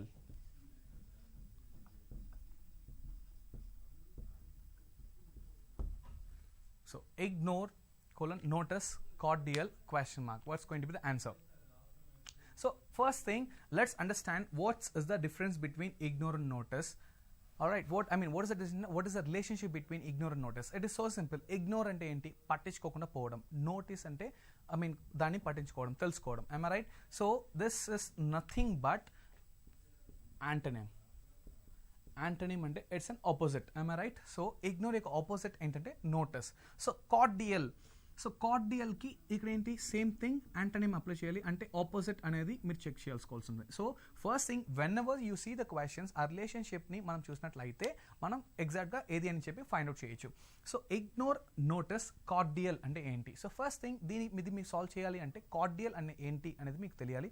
Cordial అంటే so simple, మీరు wedding ఇన్విటేషన్స్లో మీరు చూడొచ్చు, request we cordially invite you, in the sense like humbly. All right. So మనం request చేసి పిలిచేటప్పుడు we use certain words called cordially. మీరు ఏ వెడ్డింగ్ ఇన్విటేషన్స్ చూసినా వీ కార్డియలీ ఇన్వైట్ యూ అనే వర్డ్ ఉంటుంది. సో దానికి ఆపోజిట్ ఏంటి. All right. Cordially antonym means it's opposite. So ignore opposite notice. So కార్డియల్కి ఆపోజిట్ ఏంటి, it is nothing but hostile. Hostile అంటే మీకు తెలుసు, యూజువల్గా నేను హోస్టైల్స్ అంటే ఏంటంటే, ఫర్ ఎగ్జాంపుల్ మీకు ఫ్లైట్ హైజాగ్ అయింది, అప్పుడు లోపల కూర్చునే ప్యాసింజర్స్ని హోస్టైల్స్ అంటారు. అంటే లైక్ బానిసత్వం లాగా మిమ్మల్ని కూర్చోబెట్టి టార్చర్ చేయడాన్ని, ఒక ప్లేస్లో మిమ్మల్ని తగులుకొని మీరు బానిసత్వం వహించడం దాన్ని ఏమంటారు అంటే హాస్టైల్ అంటారు. సో కార్డియల్ అంటే రిక్వైర్డ్, హంబుల్ అనేది దానికి ఆపోజిట్ అంటే హాస్టైల్, అంటే టార్చర్ పెట్టి మిమ్మల్ని సరిగా ట్రీట్ చేయకపోవడాన్ని హాస్టైల్ అంటారు. Let's see the next question. If you see the next question, it's all about best worst. Best, worst, sink, question mark. Best, worst, sink, question mark. So best, worst, sink, question mark. It is so simple. Once again, it is easy. See here, best worst ఏంటి once again antonym కింద వస్తుంది. So best worst అనేది మీరు చూసినట్లయితే ఇవి రెండు opposites అవునా. Best worst దీని రిలేషన్షిప్ ఏముంది ఆపోజిట్. సో సింక్ అంటే మునిగిపోవడం, దీనికి ఆపోజిట్ ఏమవుతుంది it is going to be float. It is going to be float. Then next మీరు చూడండి solicit. Solicit request. Solicit request. Then presume question mark. I repeat, solicit request, screen ఒకసారి చూడండి, solicit request and then presume what is that? So it is so simple. Solicit request అంటే it is a meaning here. It's a meaning, synonym అంటాం కదా ఇంగ్లీష్లో మనం, synonym అంటాం. అంటే solicit యొక్క మీనింగ్ ఏంటంటే రిక్వెస్ట్. సాలిసిట్ అన్న రిక్వెస్ట్ అన్న రెండు ఒకటే. ఆల్రైట్. సో ప్రిజ్యూమ్ అనేది ఏంటి అంటే ఇట్స్ నథింగ్ బట్ దీని ప్రిజ్యూమ్ యొక్క మీనింగ్ మీరు చెక్ చేయాలి. ప్రిజ్యూమ్ యొక్క meaning is nothing but assume. Alright. Assumption, imagination చేసుకుని అనుకుంటాం కదా, లెట్స్ అజ్యూమ్ అని మ్యాథమెటిక్స్లో మనం చెప్తాం. సో ప్రిజ్యూమ్ అన్న అజ్యూమ్ అన్న ఒకటే. ఆల్రైట్. నా so here the relationship is all about meaning అంటే సినోనిమ్. సో సాలిసిట్ రిక్వెస్ట్కి రిలేషన్షిప్ ఏంటంటే సినోనిమ్ అంటే దీని యొక్క మీనింగ్ ఏది అంటే ప్రిజ్యూమ్ యొక్క మీనింగ్ ఏంటి అనేది మీరు చూసినట్లయితే assume. Okay. So let's see one more question.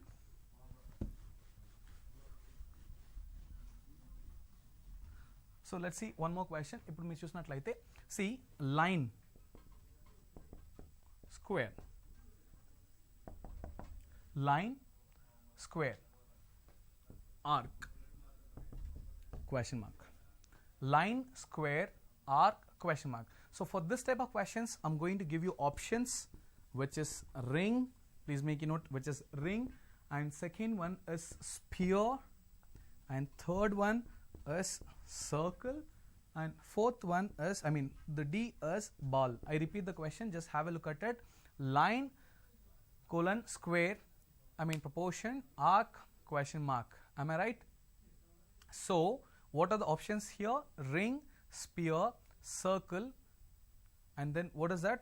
Ball. Okay. Now what is this? How we are going to solve this particular question? Now ఒకసారి మీ స్క్రీన్ చూసినట్టయితే see line square అనేది ఏంటి అని మీరు చూడండి. లైన్ స్క్వేర్ అంటే it is so simple. Line square అంటే లైన్ని బేస్ చేసుకొని స్క్వేర్ అనేది ఫామ్ అవుతుంది. అంటే స్క్వేర్లో ఏముంటుంది మీరు చూసినట్లయితే it's composed of 4 lines. Am I right? So let's say if this is square, this is one line and this is two line, second line, this is the third line and this is the fourth line. So line is nothing but square has 4 straight lines. 4 straight lines forms a square. Now form a square. Now arc forms what? Ring or sphere or circle or ball. It is so simple. We know that arc forms a circle. For example, semicircle lo idi enti, it's an arc అని చెప్పి అంటాం కదా. So multiple arcs, multiple semicircles forms a complete circle. So it is so simple, it is a circle. Now let's see the last question. Calendar. Alright, so we have discussed the calendars topic as well last day. So let's talk about calendars. Okay, so let's see another example. Calendar. Calendar, dates, proportion. Calendar, dates, proportion, dictionary, question mark. Calendar, calendar colon dates, proportion, dictionary, question mark. So calendar dates అంటే ఏంటంటే see calendars లో మీకు ఏముంటుంది, calendars లో dates ఉంటుంది. Am I right? Now dictionary లో ఏముంటుంది? I'm going to give you the options. Words, vocabulary, words, vocabulary, language, and D it is going to be book. Alright, so simple. Calendar dates అయితే dictionary ఏమవుతుంది. So it is so simple. So calendar లో ఏముంటుంది, dates ఉంటుంది. So dictionary లో ఏముంటుంది, obviously words ఉంటుంది. Alright, it's not vocabulary, it's all about the words and its meanings ఉంటుంది. Alright, so this is how it works. So మీరు ఇలాంటి questions ని solve చేయాలి, analogy questions solve చేసుకోవాలంటే you need to understand the relationship. So ఇక్కడ ఏంటంటే presence, calendar is composed of what? Calendar is composed of dates. మొత్తం dates ని compose చేసే calendar ఉంటుంది, words ని కంపోజ్ చేసే dictionary ఉంటుంది. So it's all about the understanding the relationship between A and B. So నేను మీకు ఏం చెప్పాను, దీని A, ఇది B అండ్ ఇది C గా మీరు కన్సిడర్ చేసుకోవాలి. So A, B relationship find out చేసి ఇదే రిలేషన్షిప్ని Cకి అప్లై చేస్తే you'll get the answer D out of this 4 options. Alright, so I hope you understand, but it needs a lots of practice. It's like You cannot learn within a day. It's all about your practice. Try to practice as much as you can and try to learn the new words. Start reading the dictionary, start reading the newspapers. You'll get to know lots of new words, vocabulary. Try to understand the meaning, pronunciation, everything. It will definitely help you to solve the questions. If you have any doubts or questions in this particular topic, just please post in the comment section so that I'll help you out which are the books.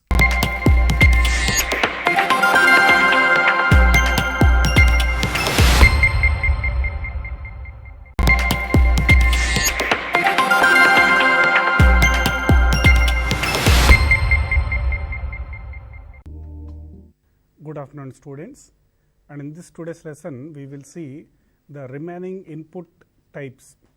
In the input tag we have different types of options available.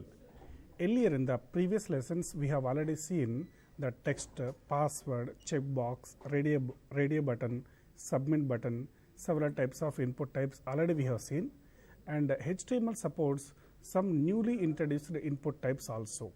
So, those remaining input types we are trying to understand in this today's lesson. Now, let us try to start. So, what are the new input types of HTML? Let us try to understand. First, we have text. It is used to accept a text box. If you want to create a text box, we have to use input type equal to text. Input type equal to text is used to create a new text box, which is used to accept some text information. And also we have password, which is used to create a password text box. And also we have checkbox. If you want to display yes or no type of option, we have to use checkbox, yes or no type of option. Also we have radio to display a set of options to user and allow the user to display any one of them, to select any one of them. For example, you want to allow the user to select any one payment mode out of 3 options: debit card, credit card, net banking. Any one should be selected. In this case, we have to use radio button. And also we have file. In order to create a file browse button. And to create submit button, we have to use input type equal to submit. The submit button is used to submit or send the data to server. And also we have reset button in order to clear the text box values. To clear all the text box values, we have to use reset button. Similarly, we have color to accept a color, to select the color. For example, I want to display the list of colors and allow the user to choose a particular color, and I want to apply that color as a background color for the web page.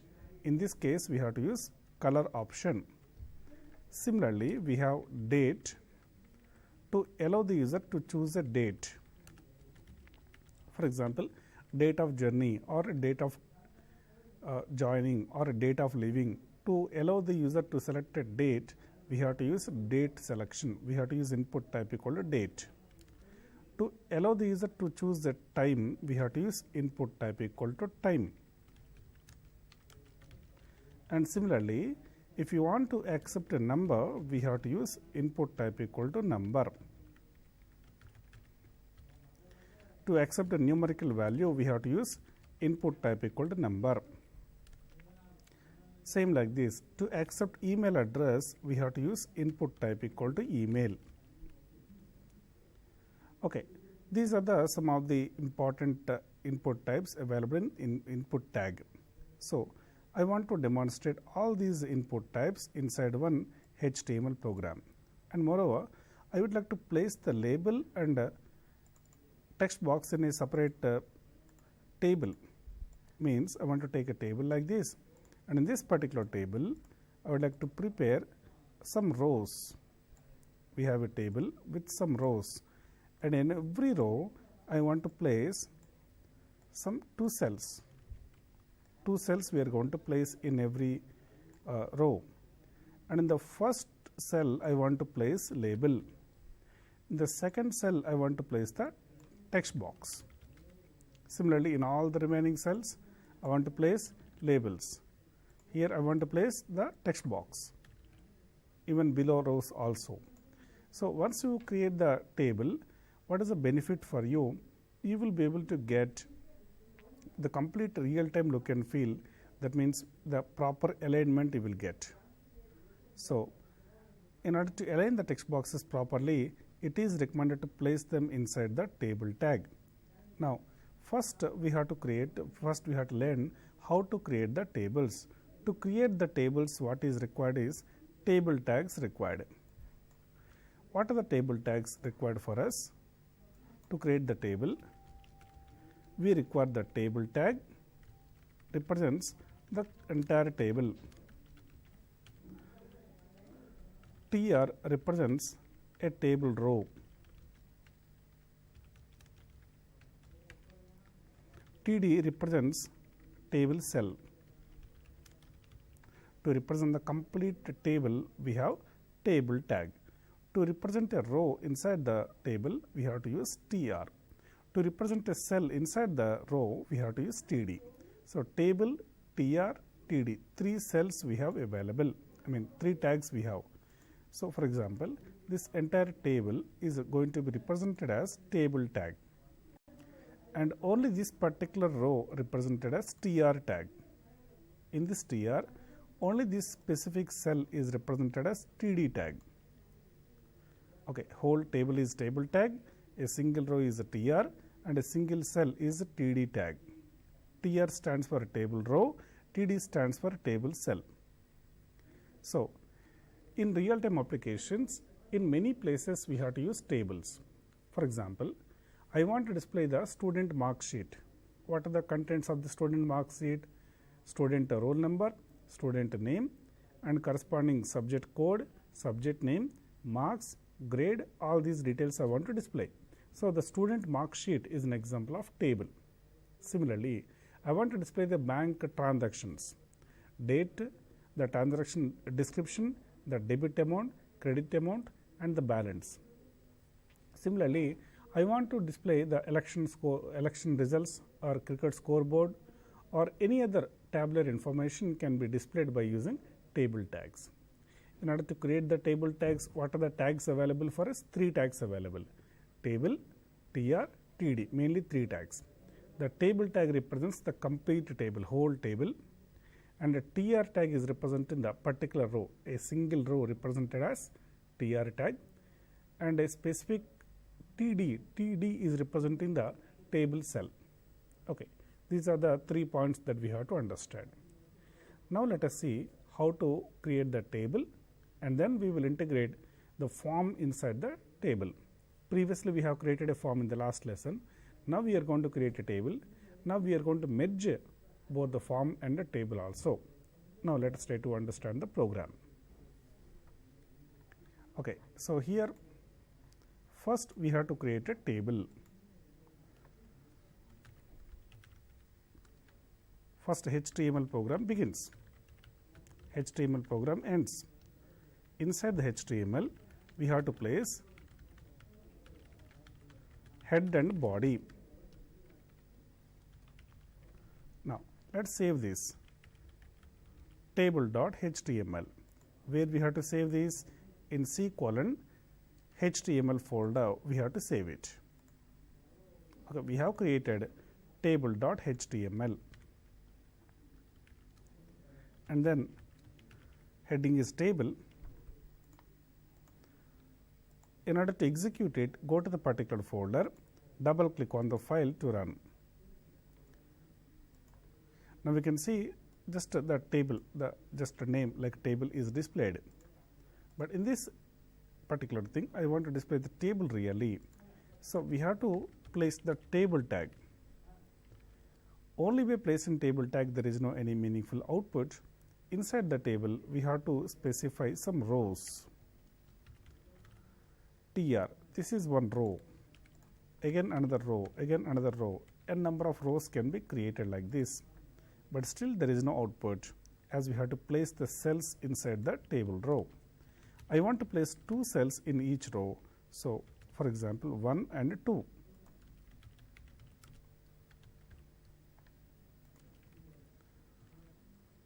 So, now we can see 1 and 2. But is it look like a table really? No, it doesn't look like a table. We have to convert this particular table into a bordered table. How to display the border for the table? We have to give table border is equal to 1. When we have specified border equal to 1, now the borders will be added for the table. Now we can see the table with border. Okay. Now let's add some more cells in the remaining 2 rows also. Okay, we have created 3 rows with respect to cells. In every row we have 2 cells. For example, in this particular row we have cell number 1 and cell number 2. I told you already the TR tag is representing the row, the TD tag representing the single cell. Okay. Here I would like to place 3 and 4, 5, 6. That's all. So, as per this particular program, the expected output is like this. So, behalf of this particular TR tag, okay, as a result you will get 1 row. In this particular row there are 2 cells. In the first cell we can see 1. The second cell we can see 2. Similarly, behalf of this particular TR, another row we can expect, and in this particular row again we have 2 cells. In the first cell we have 3, in the second cell we have 4, and the same way 5 and 6 also we can assume. So, every row represented as TR, every cell represented as a TD inside it.